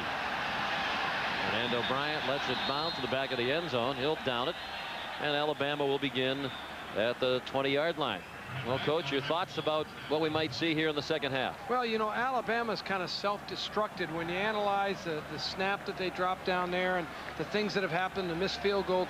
They're very much in this game. If they can just eliminate some of the mistakes that have frustrated them all season long, they can get back into this game with LSU and may come out the winner. Goes back to the comment Mike Dubose made at the top of our telecast. He said the players haven't played as well as they can. We haven't coached as well as we can. We saw coaching mistakes and mistakes made by the players in the first half. Curtis Alexander. First down and more, out of bounds across the 35. Taken down from behind by Chris Cummings. Gain of 17 for Alexander as we take a look at the first half statistics. And the big surprise that LSU has a 14-point lead, despite the fact that they're well off their usual rushing pace. Just 70 yards rushing as a team in the first half. Well, I think the other thing is, Sean, right there, 29 yards passing by Alabama. You know, if you're going to throw the ball at all, you've got to throw it effectively and get some passing yardage. They had 2 completions in the first half with the Crimson Tide. Alexander upended by Cedric Donaldson. Kitchens had both completions. Lance Tucker was 0 for 2 in relief for Alabama. Tyler 6 of 9 for 100 yards, including the big 46-yard throw to Booty that set up the second touchdown of the ball game for LSU. Well, and Freddie Kitchens is kind of a streak thrower. I've seen him cold as cold can be, and then all of a sudden he gets on a roll, starts hitting some passes. He can heat it up. On second down from the 40, it's Alexander showing his strength. Frustrating career for Curtis Alexander. We mentioned the groin injury early in his career. He also had ankle problems. A broken wrist last year limited him to just 7 games. In all, over his first 3 seasons at Alabama, he had just 102 career rushes. He's had more than that this season alone. He's been outstanding when he's been able to play, but he hasn't been able to play much due to injury. And he's never carried the ball more than 20 times in a game at Alabama, which just shows he's not real durable, but he does have great speed and vision. He gets the ball again on 3rd and 3 and got nowhere near the first down yardage. Stopped at the line of scrimmage by Johnny Mitchell and Charles Smith. And a disappointing start to the second half for Alabama. The Tide forced to punt. One of the better players at Alabama is the tight end Rod Rutledge. He will block down on this particular play, and he just crushes the LSU defense inside. But the play doesn't really get developed. Mookie Moore, the pulling guard, didn't get around quick enough and get that thing opened up. High kick by Daniel Pope, and Falk makes a fair catch at the 24-yard line. LSU on offense for the first time in the second half after this.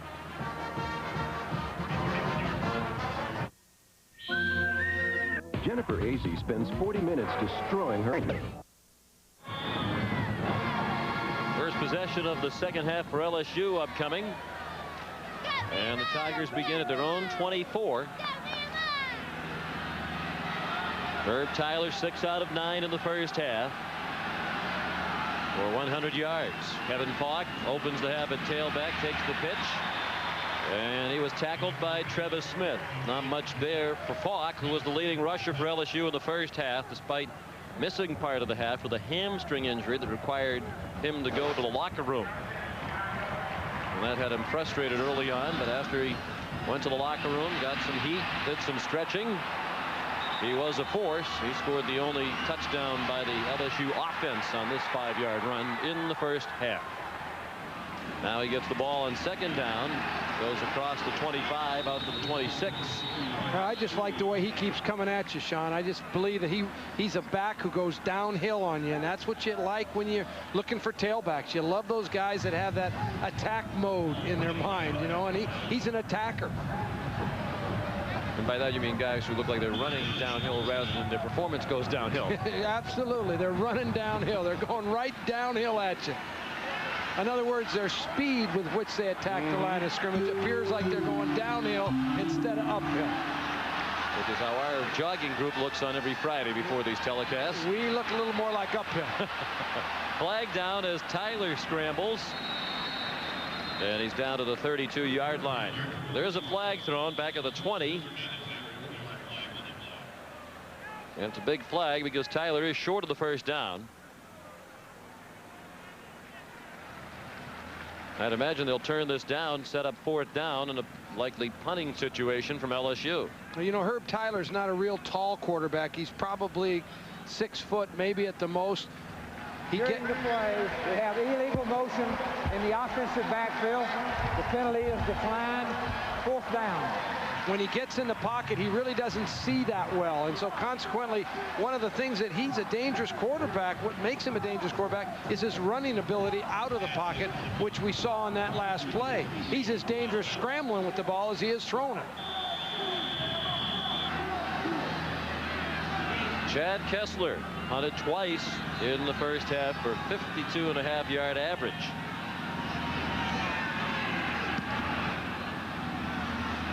Another good kick. Marvin Richard back to the 16. Now he has some running room across the 30. And he gets banged backwards. They'll give him forward progress out to the 32-yard line. 16-yard return of a 51-yard punt on the tackle made by Melvin Hill. Evander Holyfield beat Mike Tyson. My ancestor dreamt of Pontiac. Whiter is better. NASDAQ College Football on CBS is sponsored by the all-new White Track Grand Prix by Pontiac. Whiter is better. The NASDAQ Stock Market. And by Brewery Fresh Budweiser, who reminds you fresh beer tastes better. Well, always tough to get a ticket here at Bryant-Denny Stadium, but that's taking it to the extreme. Certainly not the best seat in the house. Look at where they are. I'd be scared to death to get up into that little cable booth. Kitchens dumps it off short for Chad Goss. And he managed to lunge ahead for an extra yard. We saw the word beers on that tower over there right under that little cart that he's in, and I think that's what it would take, several of those to get us up there. Boy, I'll tell you, he's got his binoculars. You can't see with just regular eyes from that vantage point. You know, that last pass by Freddie Kitchens was a breakthrough for him. He took a little steam off it when he laid it underneath to the running back. He didn't pierce him with it, you know, and that I guarantee you the coaches talked to him about that at halftime and got him scored away on that. Hand off to Alexander. And a short gain on 2nd and 6. Rayon Hill and Chuck Wiley combined on the tackle. Gain of 1. Well, all of the completions by Kitchens have been short in this 0 to 10-yard area and have received some run after the catch for the 34-yard total of passing offense. Under 10 minutes remaining, third quarter, 14-0 LSU. That was the score at the half. Here's 3rd down and 4.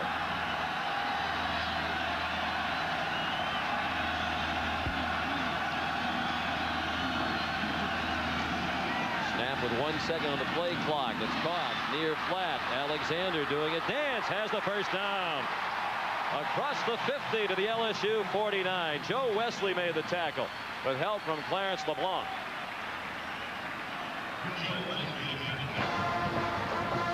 This is a good throw by Freddie Kitchens. He throws a catchable ball to Curtis Alexander, gets it out into the flat, and once you do that with a good back who has speed and vision like Alexander does, he can make somebody miss.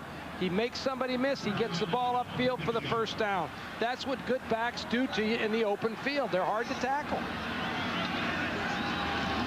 On 1st and 10 after the 13-yard gain, it's Alexander squirting through the opening down to the 44-yard line. A gain of 5 for Curtis. As we mentioned, he's had a tough time getting it started at the collegiate level due to injuries, but in high school he was unbelievable. As a senior in high school in Memphis, Tennessee, rushed for almost 2,400 yards. He had one game in which he rushed for 479 yards against Southside. Had another game in which he rushed for 396 yards. Pat Abernathy, the motion man. Alexander down to the 41. Good tackle by Mark Roman, the free safety, who's the leading tackler in the secondary this year for LSU, a sophomore from New Iberia, Louisiana, who became a starter last year in his 2nd game of his true freshman year. And what happens when you have a guy like Mark Roman, who's playing safety, who's coming up and making those tackles very close to the line of scrimmage on running plays? The Alabama coaches need to put a ball behind him now. They need to fake that run and put a ball right behind that guy where he vacates that area. 3rd down and 2 at the 41 of LSU. Under 8 minutes remaining, third quarter. Alexander ahead for the first down. Clarence LeBlanc made the tackle.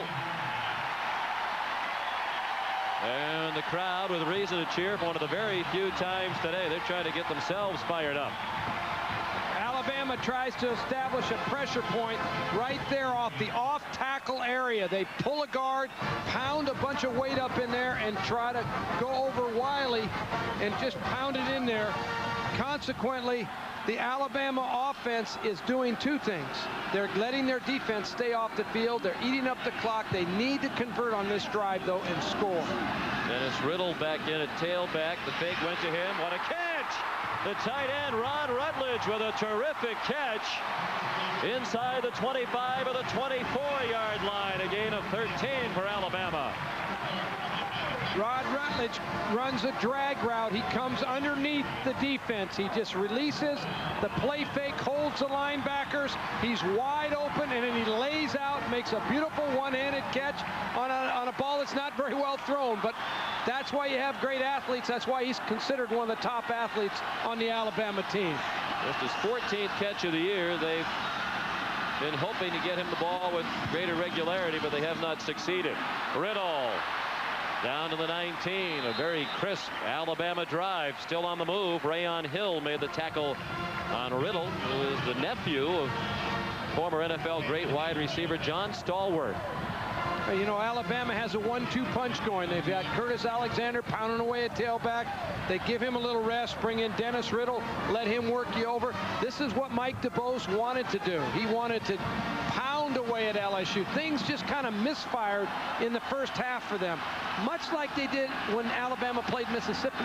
But they came back in the second half to win that game. They can win this one if they can put it together. That was a good win on the road for the Tide. That pass incomplete. Quincy Jackson cutting across the middle, couldn't hang on. We head back to New York, get an update on the Tennessee Volunteers from Jim Nance. All right, Sean, just a little one-yard dive here for Peyton Manning and the Volunteers in quite a fight today. 13 all just prior to the half in Knoxville. Let's go back to Sean and Terry. Well, folks in this part of the country well aware of what a fine team Southern Mississippi is.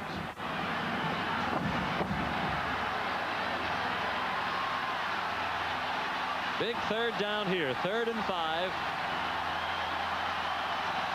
10th play of the drive for Alabama. Kitchens took the snap with 1 second on the play clock. Hit as he threw, and it is incomplete. Intended for Arvin Richard out of the backfield. The pass was short. And they've had 2 disasters with field goal tries, so they're going to forego that option here and go for the first down. John, I think this is a good call by Mike DeBose. A kicker can take your whole football team down. Cunningham, their kicker's having a rough day right now. Go ahead and go for it. You might convert on the 4th down. If you don't, you leave LSU at the 20-yard line with not great field position. So I think it's a good call. Alabama needs something good to happen to get excited so they can get in this game psychologically. They had a bizarre 4th down play earlier when they took a knee thinking that LSU was offside. Tigers were not. Bama turned it over on downs with the blitz coming. The pass caught, but no gain on the play. Dennis Riddle made the catch, but right there was Clarence LeBlanc, and Alabama turns it over on downs again.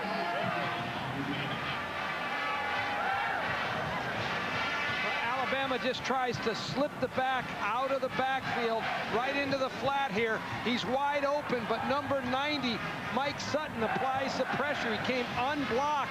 That's what rushed Kitchens on the throw.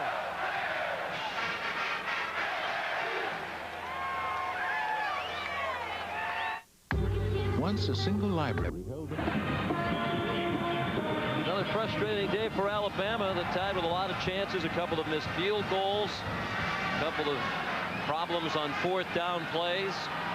The fumble on their own 1-yard line that rolled into the end zone was recovered by LSU. Now it's Tyler on the keeper, showing his running ability. Out across the 30 and out to the 33-yard line. Kelvin Sigler made the tackle after a gain of 13. The only score in the first quarter was the recovered fumble. Lance Tucker, the backup quarterback, fumbled in the end zone, and Chuck Wiley pounced on it. The extra point made it 7-zip. And after LSU took over on downs, and Alabama had a strange play on 4th down and 5. Long pass to Abram Booty set up the 5-yard run from Kevin Falk.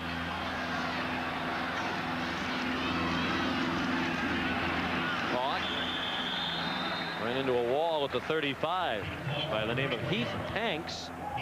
Hanks was originally heading to LSU out of high school in Slidell, Louisiana.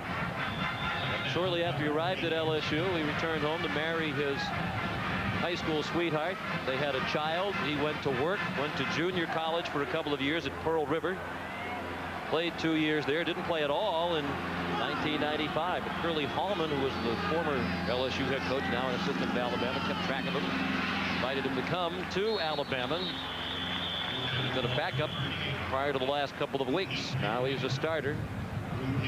Hanks made the tackle again on Kevin Falk. Matter of fact, he's become a starter because Reggie Grimes is out with a broken leg. Hanks is right there on the screen. He sheds blockers. He plays well. You can see him extend with his hands, push the offensive guy out, and then come off that block to make the tackle.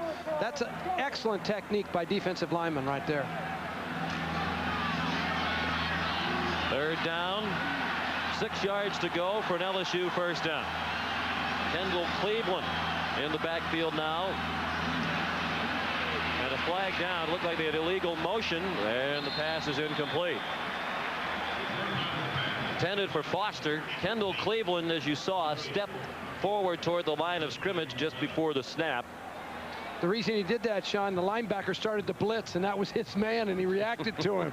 He saw the guy, the coach says, hey, if that guy comes, you come. And sure enough, that guy came, and he came. Jerry Gennaro will now say, we still want you that, but just wait for the snap next time, and then head after him. Right here, you'll watch him. He's the guy. See the linebacker creeping up in there. That's who he's going to get, 47. They have to like that aggressiveness, that desire to do the job. Darn right. He knew who his man was. Give him that. Arvin Richard waiting for the punt from Chad Kessler. LSU leads 14-0. 4.5 minutes remaining in the third quarter. Oh, Kessler killed another one and got a bounce. And it's down by LSU near the 5-yard line. Well, they've had a punt down at the 1, a punt go out of bounds at the 2, and now a punt down at the 5, and that's a 57-yarder by Kessler. Well, the only other guy we know as good at his job is Jim Nance in New York. Jim? I still like the way Chad Kessler's doing it up today for the Bayou Bengals. But watch this. This is Marshall's sensation Randy Moss coming within 1 now, the all-time Division I-A touchdown reception record. That's his 21st touchdown catch. Manny Hazard of Houston has the mark of 22. Marshall in a blowout today. Let's go back to Sean and Terry. Making a smooth transition to Division I-A football this year. Bama from its own 5. Gave the ball off to Curtis Alexander, and a good gain, but a flag is down at the 9-yard line. Alexander down at the 14 with a gain of 9 if the play stands. I'd be worried they called holding here. Line judge, anytime that flag is thrown by that line judge, odds are it's holding. We have holding on the offense during the run, half the distance to the goal. Repeat first down. Next Saturday, NASDAQ College Football continues here on CBS Sports. 3:30 Eastern Time. We'll see LSU again at home against the Fighting Irish of Notre Dame. That's next Saturday, 3:30 Eastern Time, right here on CBS Sports.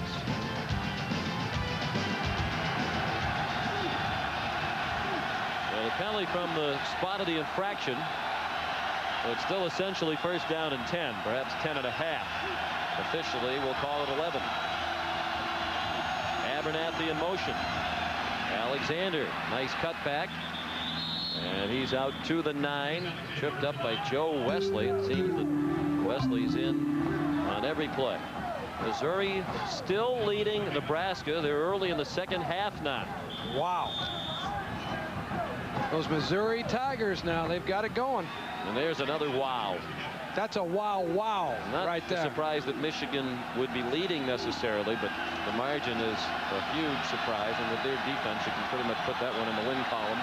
They haven't given a point all year in the fourth quarter. Talking about the Wolverines of Michigan. Second down. Kitchens going deep for Ed Sissom, the fullback. And he was well covered by Clarence LeBlanc. Sean, going back to the Michigan-Penn State score, even if Nebraska were to win, but doesn't win impressively, odds are Michigan will jump all the way to #1. That's the way the pollsters have been voting lately. Yes, they've been reacting to impressive victories and also taking points away from teams that squeak by. Of course, still to come tonight, the other matchup between two teams in the top 5, Florida State and North Carolina. LSU trying to get back into the top 10, leading 14-0 with 3 minutes remaining in the third quarter here in Tuscaloosa. Third down. Kitchens running. Kitchens dives ahead for the first down. Mark Roman knocked him down. Freddie Kitchens gained 7 and moved the chains for the Crimson Tide. LSU came with the blitz. Number 35, Charles Smith, came as a blitzing linebacker. He's in the screen right there. But Kitchens can't find anybody, but he does the smart thing. He pulls the ball down, and he fights for the first down. You like a quarterback diving for the first down, not sliding in there. Kitchens is 2 touchdowns down. He's got to get that team going. That's the kind of effort you need. Sissom lined up in front of Alexander. Curtis rips through. And that's a gain of 15 more. Out to the 31-yard line. Again, the safety Mark Roman had to make the tackle.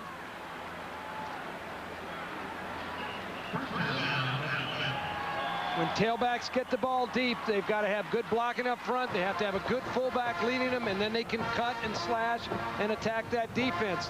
You can see Kitchen just slips the ball to Curtis Alexander. That allows him to use his eyes. He can use his vision and his great cutting skill.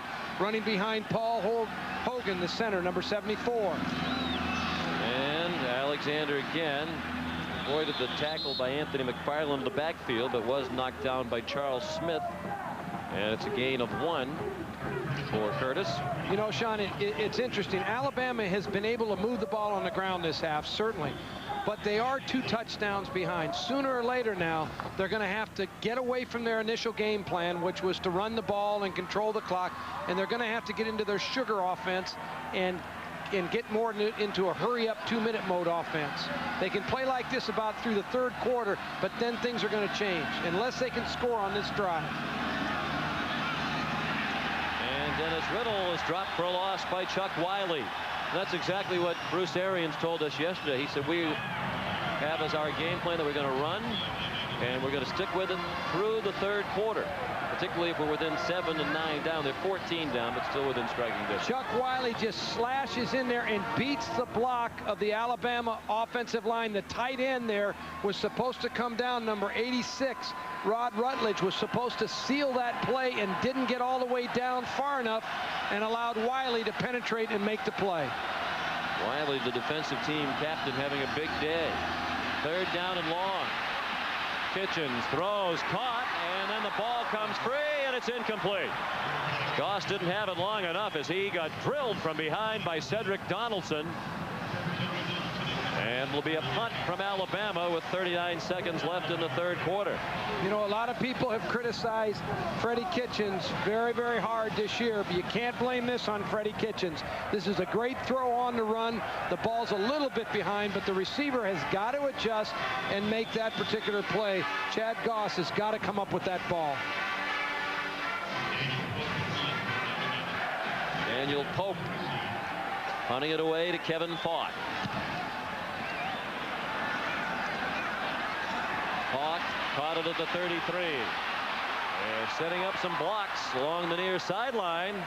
Falk danced along the sideline and went out of bounds at the 43. A 10-yard return of a 39-yard punt by Pope. And here's Jim Nance.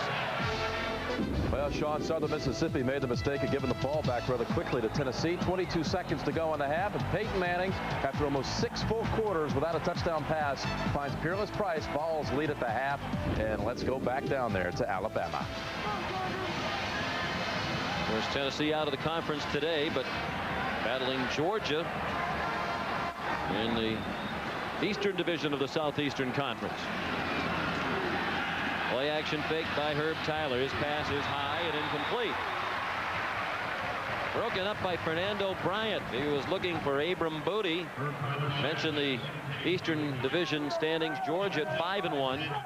Tennessee 4-1. Florida, after the loss to Georgia last week, 5-2. Gators need a lot of help there to get back to the SEC championship game in Atlanta. You know, Steve Spurrier said a couple weeks ago he thought Tennessee would run the table. He said, I think Tennessee's going to win out, and certainly, although they're struggling today, they've got an advantageous opportunity in front of them to go ahead and win the whole thing and end up with just 1 loss. Let's get into the alliance situation. Rondell Mealy out to the 47-yard line on what is likely to be the final play of the 3rd quarter.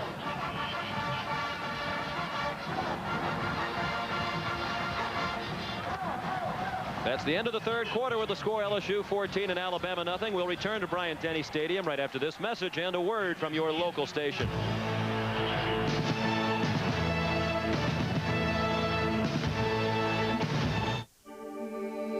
The Late Show, Wesley Snipes, Martina Hingis, and Naomi Judd. Because if it's Monday, it must be Dave. Now, wait a minute. And Wednesday, don't miss Marv Albert. For college football action, the address is CBS. Welcome home. I had an accident. Don't wait. Call. turn it up, way up. Rock 92.3 means rock. This is Rock 92.3 music. This is rock. This is Rock 92.3.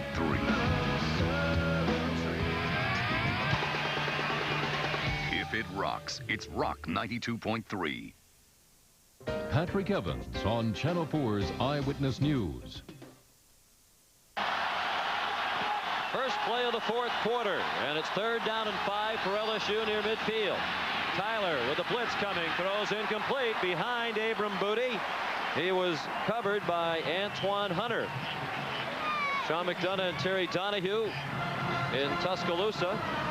And Coach, he talked a few minutes ago about Alabama. They need now to kind of get into more of a hurry-up mode in the offensive side of the ball. Well, I think that Bruce Arians, the offensive coordinator, said we're going to try to run and pound away.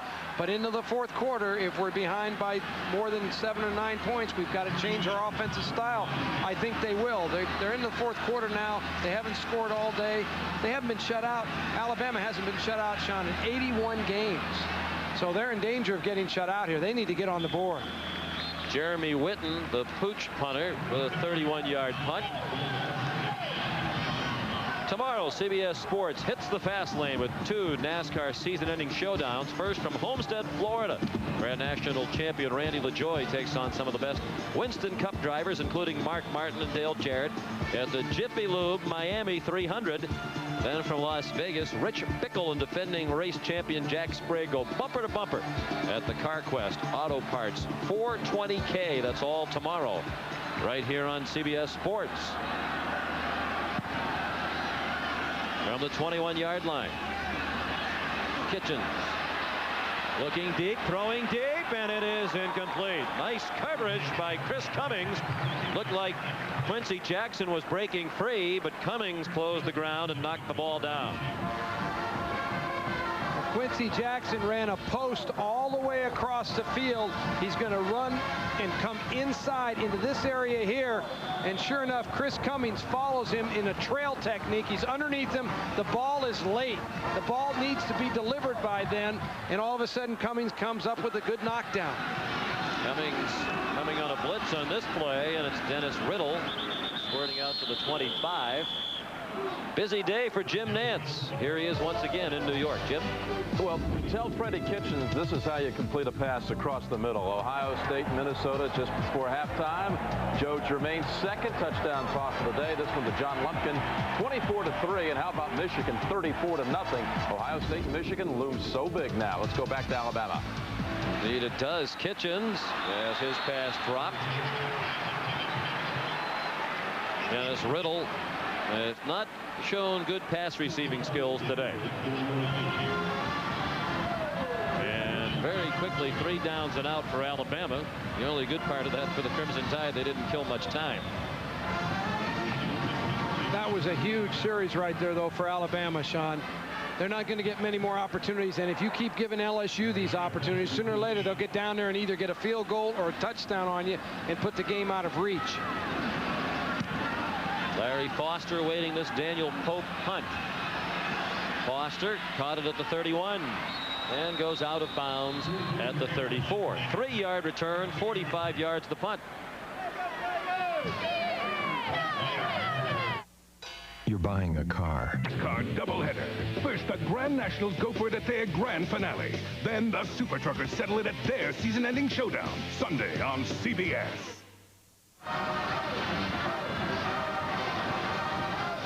Just under 14 minutes remaining in Tuscaloosa. LSU leading 14-0, trying to continue the trend of the visiting team having the upper hand in this rivalry. Kevin Falk on 1st and 10, out to the 39-yard line.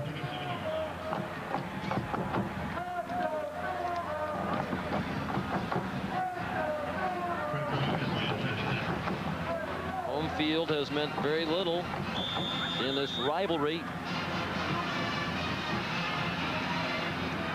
Only 7 times in the last 27 games between Alabama and LSU has the home team emerged with a victory. Alabama hasn't lost down in Baton Rouge since 1969. 13-0-1 in Death Valley since. Falk dragging Kelvin Sigler with them, and Kevin Falk has a first down. Another fact to consider, Terry, Alabama has not lost 3 games in this stadium in the same season. They've already lost 2 here this year. This would be number 3 if it stays this way. Well, I tell you what, right now, LSU certainly has the momentum. They're pounding away at him. Mike DeBose is going to have to change his offense here when he gets the ball back and open it up a little bit more, because he's got to get some points on the board. He can't play just trying to keep it close anymore. Now he's got to get and go after the win. Falk taken down by Steve Harris. And LSU pounding it right at this Alabama defense. You know, a few minutes ago when you're talking about the home field disadvantage, you know, it's very unusual in a rivalry to go into the other's backyard and constantly beat them. You know, it's so much easier to play at home because of the fan support and everything else you get. And that's particularly true in this rivalry where they have such tremendous fan support, such loud noise in the home stadium. Falk, nothing doing that time. Matter of fact, the loss on the play back to the 48-yard line. Travis Carroll made the tackle, the true freshman from Jacksonville, Florida. LSU first in the SEC, 5th in the nation in rushing yardage per game coming into today's game. Held to 115 today. It has not been a great offensive performance, and the big play in this game remains the fumbled snap by Lance Tucker, recovered in the end zone by Chuck Wiley of LSU. 3rd down and 8. Falk running through a blitz. First down in Alabama territory. He went down to the 41-yard line, a pickup of 12. Deshae Townsend knocked him out. Faneca, Alan Faneca, number 66, the right guard, the All-American right guard for LSU. He leads this play. He's the one that goes ahead and gets Falk the daylight that he needs on the counter. He kicks out. That creates the hole. The fullback leads up in there, and all of a sudden there's daylight for that great tailback. Falk's about to go over 100 yards rushing again. He has 99 yards as he takes the pitch. Now he's over 100. And he's down to the 30-yard line. Tigers on the move with 11.5 minutes remaining in the 4th quarter, up by 14 points. And with a first down, it appears, at the 30. No signal yet.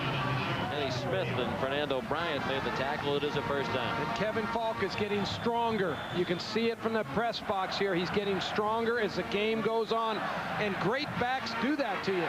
In the 4th quarter, that's when they turn it up a notch and start pounding away at you. And, you know, the Alabama defense, Sean, has played very well today. You pointed out just a couple seconds ago, you know, they've held the LSU rushing game under control, but they just haven't generated enough offense.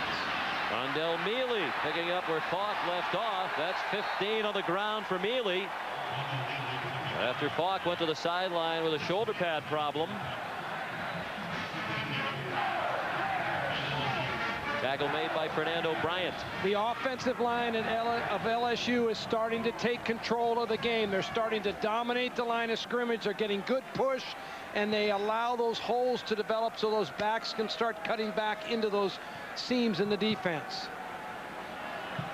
Fernando Bryant still down. We mentioned he has been playing this game with a broken bone in his left hand after blocking a kick in practice on Wednesday. He has also had a dislocated left shoulder. Timeout in Tuscaloosa. A lot of people. NASDAQ College Football on CBS is sponsored by Oldsmobile and your local Oldsmobile retailers. Gillette Sensor XL and the Gillette Series. Gillette, the best a man can get. And by Dean Witter. There are many ways to measure success. We measure it one investor at a time. 11 minutes remaining. 8th play of the drive upcoming for LSU. It began at the Tigers 34. Kevin Falk hit immediately and driven down by Travis Smith.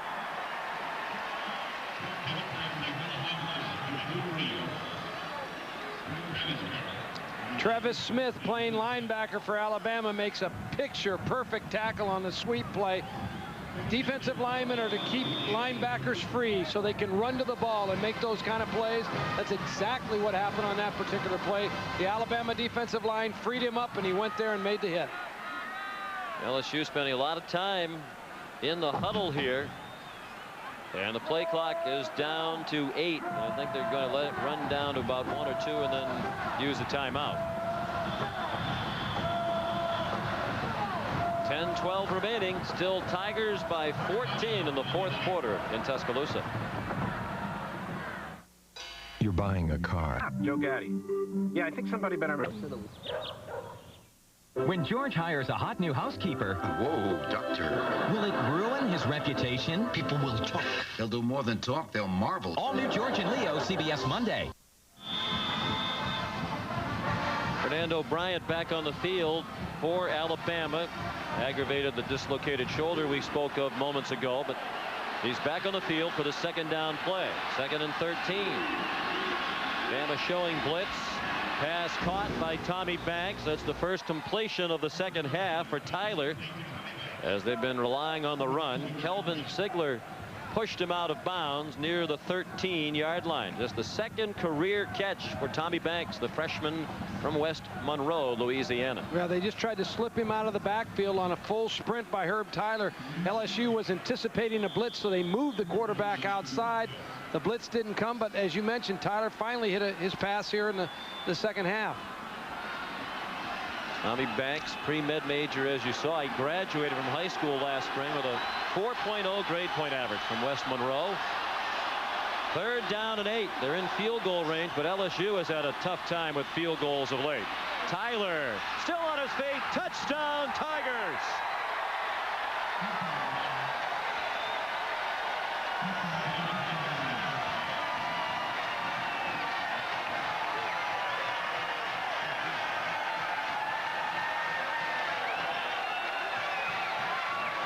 The quarterback draw play run to perfection by Herb Tyler.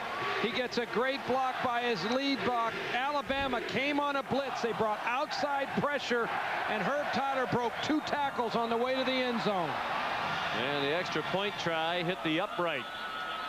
So these two teams continue to have their kicking walls, although that's the first extra point missed by Wade Ritchie this season. The LSU field goal kickers are 0 for their last 8. They haven't had an attempt today. They haven't kicked a field goal since the second game of the season at Mississippi State back on September 13th. Well, both of these teams certainly have had their kicking woes, and this is no exception right here. This ball just careens right off the upright there. No, Herb Tyler, when he goes back to throw, he's as dangerous with his legs as he is with his arm. We said in the pregame that he's one of the guys that can hurt you for LSU. And the blitz comes outside. He just takes the ball like a running back, goes through 2 tacklers, and puts the ball in the end zone. That's what's tough when you're trying to defend a quarterback with legs. They've become another dimension in the offensive scheme. That's what LSU has with Herb Tyler at quarterback. An impressive drive by the Tigers, capped by that 13-yard run. Drive was 66 yards on 10 plays. Took 3 minutes and 58 seconds. And it has given LSU what seems to be a very comfortable lead now with the struggles of the Alabama offense today. Ritchie kicks off to Fernando Bryant and Arvin Richard. And it's a good kick. And down by Bryant. 2 yards deep in the end zone. It's America's Night of Television, as you well know. Tune in for Dr. Quinn, Medicine Woman, Early Edition, and Walker, Texas Ranger. That's all tonight on CBS. We have actually several people in the stadium today who have appeared on Walker, Texas Ranger, including Chris Sine, who is on the Alabama team. Chris's father, Bob Sine, who's here in the booth with us today. Has appeared. And the only one is Matt Sine, my research specialist, who helps me. He hasn't been on the show yet. But there's still time. Yes, there is. Alabama trying to avoid being shut out now. And Kitchens has to throw the ball away as the pressure came from Chuck Wiley.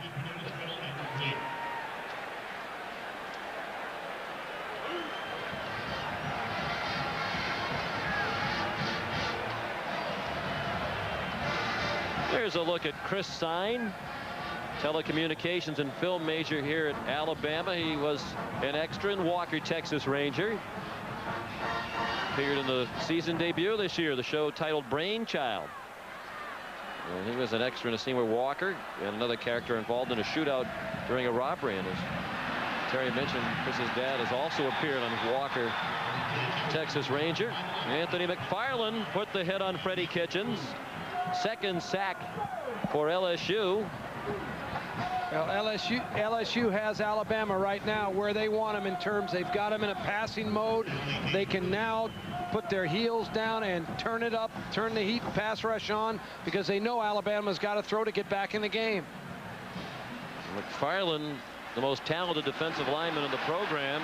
Kitchens nearly scrambled back into the end zone, and now he's sacked back at the 7-yard line by Charles Smith.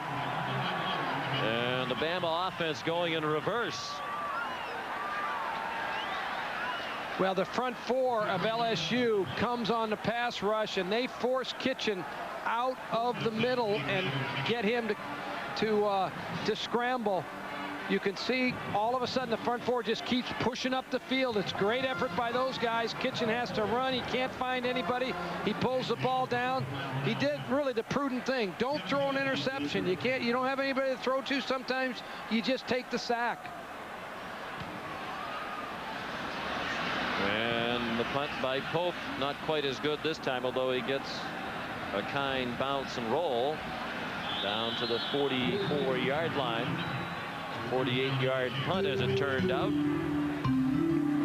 Another streak in jeopardy. Alabama with the shutout string up for grabs. Missouri has reclaimed the lead, as you see, from Nebraska. And any doubts about if Mizzou was for real have been erased today. Michigan has dominated that game. Not so happy Valley tonight. But Alabama's gone 81 games without being shut out, dating back to 1991 when the Florida Gators blanked them 35-0. Whoa, Falk is still going, and now he's out of bounds. He got sideswiped near the 50 and still bounced ahead for a couple more. Gain of 9, as it turned out, for Falk. This play is designed to go inside, and Falk just has great vision, great eyes. He sees the opening outside, so he just takes it. And the thing about Kevin Falk that I like is his power. He runs with real power in his lower body. He just breaks tackles. Unless you wrap him up and take him to the ground, the guy isn't going down.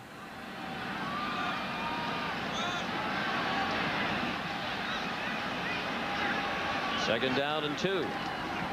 They stick with Falk. And he didn't get much. Down at the 47-yard line. No gain on the play. Andre Short, reserve defensive back, made the tackle. He's been a starter most of the season for Alabama, but has been bothered the last couple of weeks by a shoulder injury. Andre's a senior from LaGrange, Georgia. And Falk, after a 212-yard game last week at Kentucky and a school record 5 touchdowns, over 100 again this week. Falk hit and driven down very close to the first down marker at the 45-yard line. Chris Edwards, third-team middle linebacker, seeing some action. A junior from Bessemer, Alabama, number 59, made the tackle. And this might require a measurement. Jerry DiNardo wants a measurement. It doesn't seem that the officials are going to give it to him. And he's faced with a decision now. 4th down and less than a yard. You could punt them down in the corner with your very effective boot punter, or you could go for it and try to put the game away. I think I really believe that LSU ought to punt this ball, and they will. They'll let the clock run down, take a few seconds off the clock, then go ahead and punt it. It's exactly what they're going to do. There's no reason for Jerry DiNardo to go for this right here. No. Why give him the ball at the 45 when Witten can almost guarantee you're going to give it to him at the 5-yard line? I think Alabama should have used a timeout there, not let the clock run down. You don't need timeouts at the end of the game. You need time. That's what you need, more than timeouts. And I don't think you should let a team expire the clock like that. those 25 seconds, that might put you in the end zone, keep you from getting shut out for the first time in 81 games, like you mentioned. Right. Well, Alabama was in command of its own destiny starting the day. The Tide would win all 3 remaining games, including this one. They would go to the conference championship game. Entering today's action, only Arkansas had been eliminated from the title in the Western Division of the Southeastern Conference. But Alabama is dead with a loss today. Kessler. They came within a couple of feet of having another one down inside the 5. It's a 50-yard punt. In the event of a 3-way tie between Auburn, Mississippi State, and LSU, LSU would be eliminated because of its poor record within the Western Division. Mississippi State wins the 3-way tiebreaker because it has a win over Auburn. If it's a 4-way tie involving those teams, Alabama would win the division since it would have defeated all 3 of those. But that requires a win today over LSU. And that isn't going to happen unless this turns around in a hurry. Mississippi State might be in the driver's seat. That's the way it looks to me. Kitchens throws, and a good throw. And a catch by Calvin Hall, the junior from Gallatin, Tennessee, tackled by Clarence LeBlanc. 19 yards on the gain. Clock stops to move the chains. Good job by Freddie Kitchens getting his play called, getting his team lined up. Don't waste any time, which he didn't. This is excellent mechanics by him. And they have success in this sugar offense, as they call it. Low throw, but the catch still made by Shamari Buchanan. And quickly they're into LSU territory at the 46-yard line. 15 more on the catch by the sophomore from Atlanta. He's a sports fitness management major here at the University of Alabama. LSU playing very passive defense right now with a chance for the shutout. Kitchens lost the football, and there's nothing passive about that play. LSU has recovered. Johnny Mitchell knocked the ball free, and Mike Sutton recovered the fumble. The LSU defensive line has played very, very well today. Chuck Wiley, number 55. Johnny Mitchell, 95. They're the guys that really keep bringing the heat. Watch Wiley right here. He comes on the pass rush. He never gives up. He comes underneath. He forces Kitchens to start to scramble. Then as Kitchens in the pocket, he doesn't know where everybody is, and the ball's finally knocked loose by 95 Johnny Mitchell. Falk. Look out. Kevin Falk. Touchdown LSU. 53 yards on the run by Falk.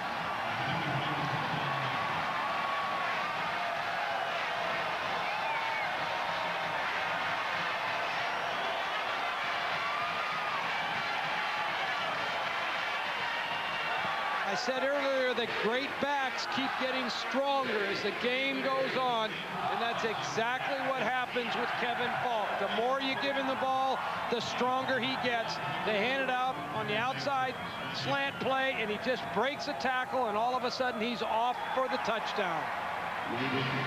Wade Ritchie adds the extra point. When guys like Falk have the ball in their hands, you can't arm tackle him. Dixon comes up and tries to just arm tackle him. He doesn't wrap him up all the way, and Falk is too strong in the lower body. Those kinds of backs do that to you. I've seen it time and time again. Falk said welcome to the SEC to the true freshman Tony Dixon. Ran him over, and that got him started on his way to the 53-yard touchdown run. 168 yards rushing now for Kevin Falk, who was the SEC leader in rushing yards per game entering today at 122. That average will go up. Not bad for a guy that had a sore hamstring in the first half and had to go in the locker room and heat it up.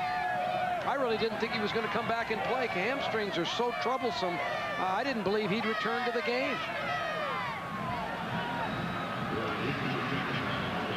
The LSU fans are all still here, but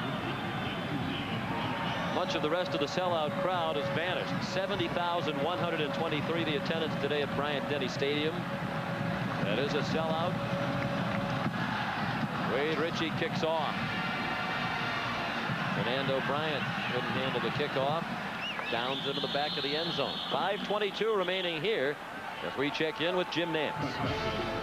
And a chance to check out Peyton Manning once more. Chalk up another touchdown pass for Manning. Nothing fancy, it's just Jermaine Copeland taking it in. 5-yard touchdown reception. Manning 2 TD passes, 212 yards passing, 2 touchdown lead for the Vols. Back to Sean and Terry. The only suspense here now, will Alabama be able to avoid the shutout? 81 games without being blanked. And they have a new quarterback into the ball game. John David Phillips, and he is greeted rather rudely by Chuck Wiley. Well, LSU again with the front 4. They didn't even blitz. They just had their 4 defensive linemen. Those are the guys that are going to bring the heat against the 5 front guys of Alabama. You've got to be able to block 4 with 5. You've just got to be able to do that or you can't hold up. Phillips, a junior from Anniston, Alabama, out of Anniston High School, 6'5", 216 pounds. He hands it off.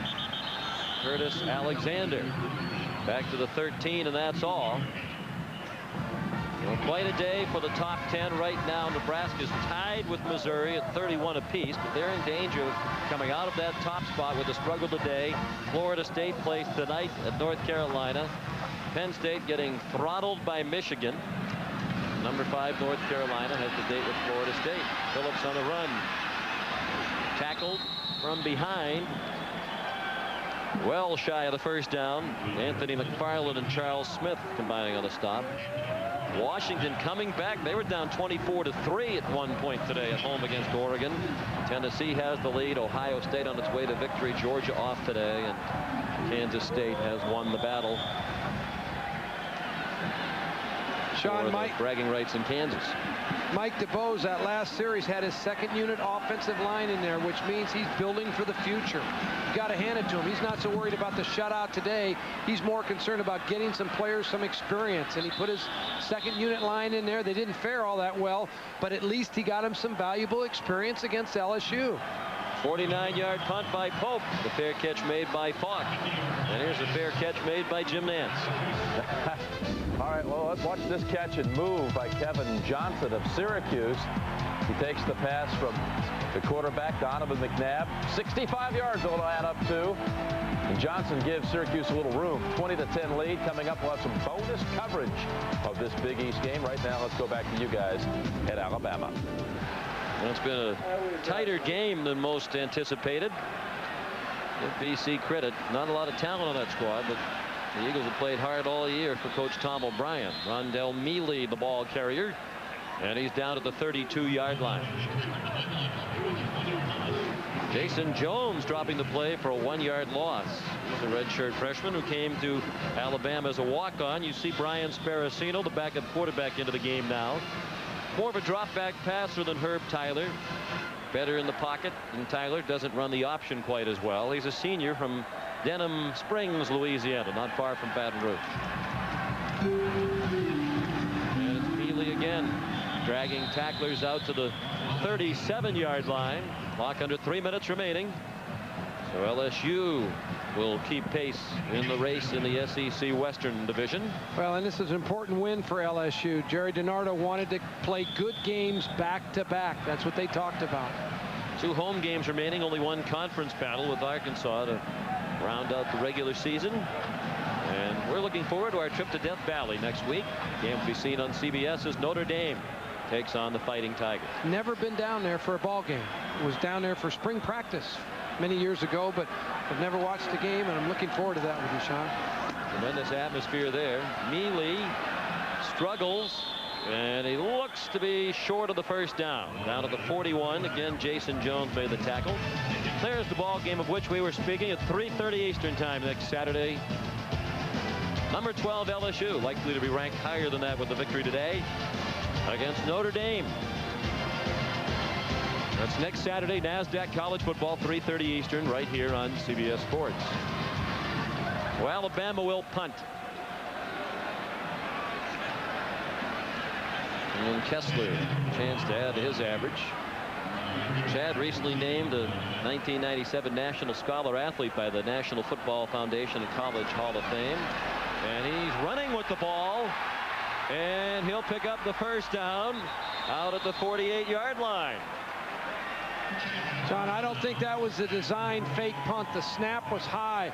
Kessler didn't think he could get the ball off. He probably could have, but he has to make that decision.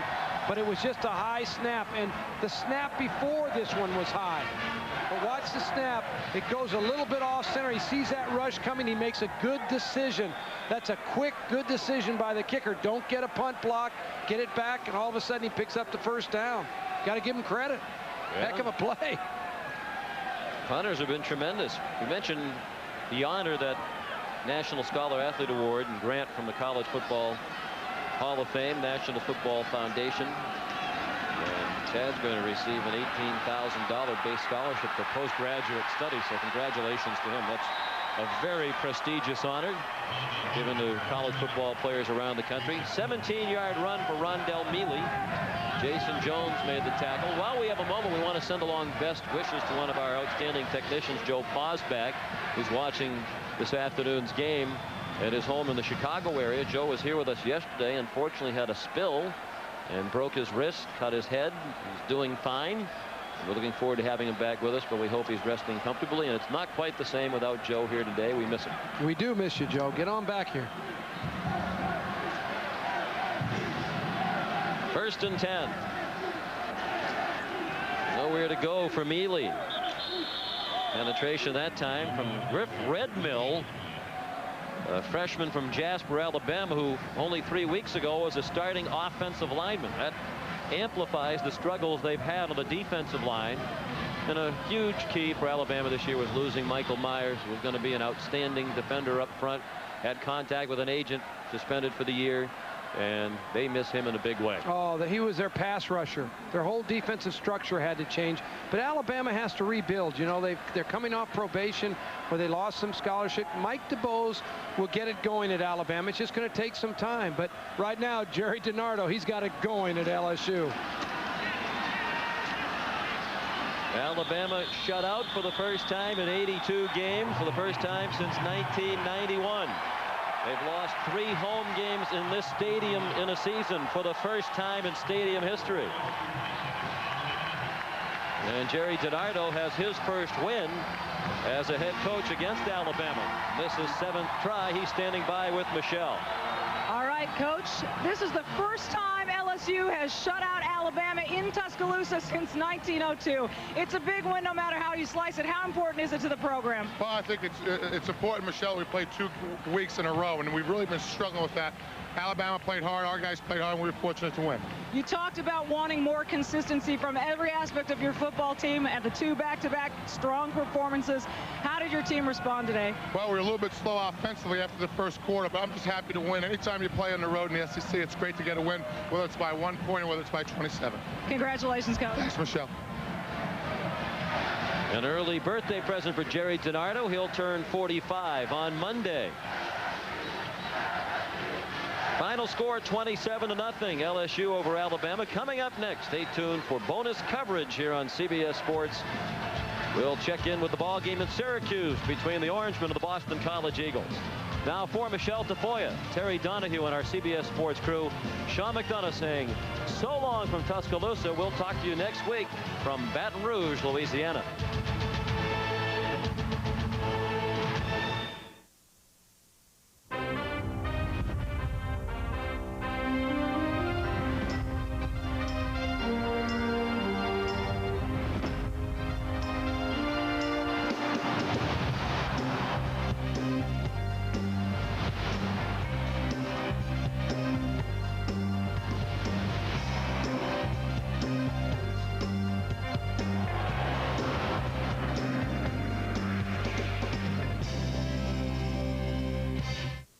A new set of academic standards for freshmen is now in effect.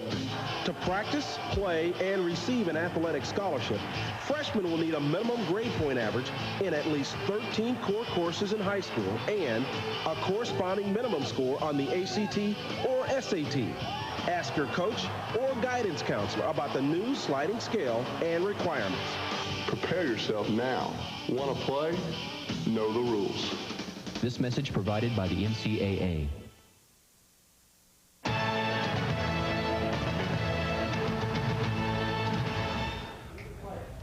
All right, welcome back to our New York studios. And Alabama has been shut out for the first time since 1991. And at the same time, the Crimson Tide yields at least 20 points for the 5th game in a row. The last time that happened was 1956. We bring in Craig and Lou and Falk, your man Falk. You spent some time with him at Baton Rouge this week. You had a nice game here, huh? First guy I haven't jinxed. I'm going to see it. I get to travel again down the road. Everybody wants to come see him now. Absolutely. But, you know, this was really a ball game. And you made the comment, and I know a lot of people have, that Kevin Falk may not be a real tough running back. And I sense, being with a guy, that he knew he had a chance to show people, and this was his coming out party. I mean, he's had some great games in his collegiate career, but he's now shown that he can play a good game against somebody like Alabama, and he came back. Remember, he left the game early with a hamstring injury. He came back on to lead his team. Yeah, the offensive line also played very, very well, and when your defense shuts them out, you're going to get some good opportunities. Yep. Well, that's the second shutout of the season for LSU, now 7-2 on the year. Next week, we'll host Notre Dame right here on CBS. All right, here's a shock for you. Nebraska, Missouri, and just 4:38 to go, and the Tigers 7-up on the #1 team of the nation. Craig, you're all pumped up. You've been watching this game, and how do you put it in words here? Corby Jones, the quarterback in Missouri, has done an outstanding job of using his athletic ability, his mobility to make plays against Nebraska. Nebraska's not taking it to Missouri. Missouri is doing a great job of being poised.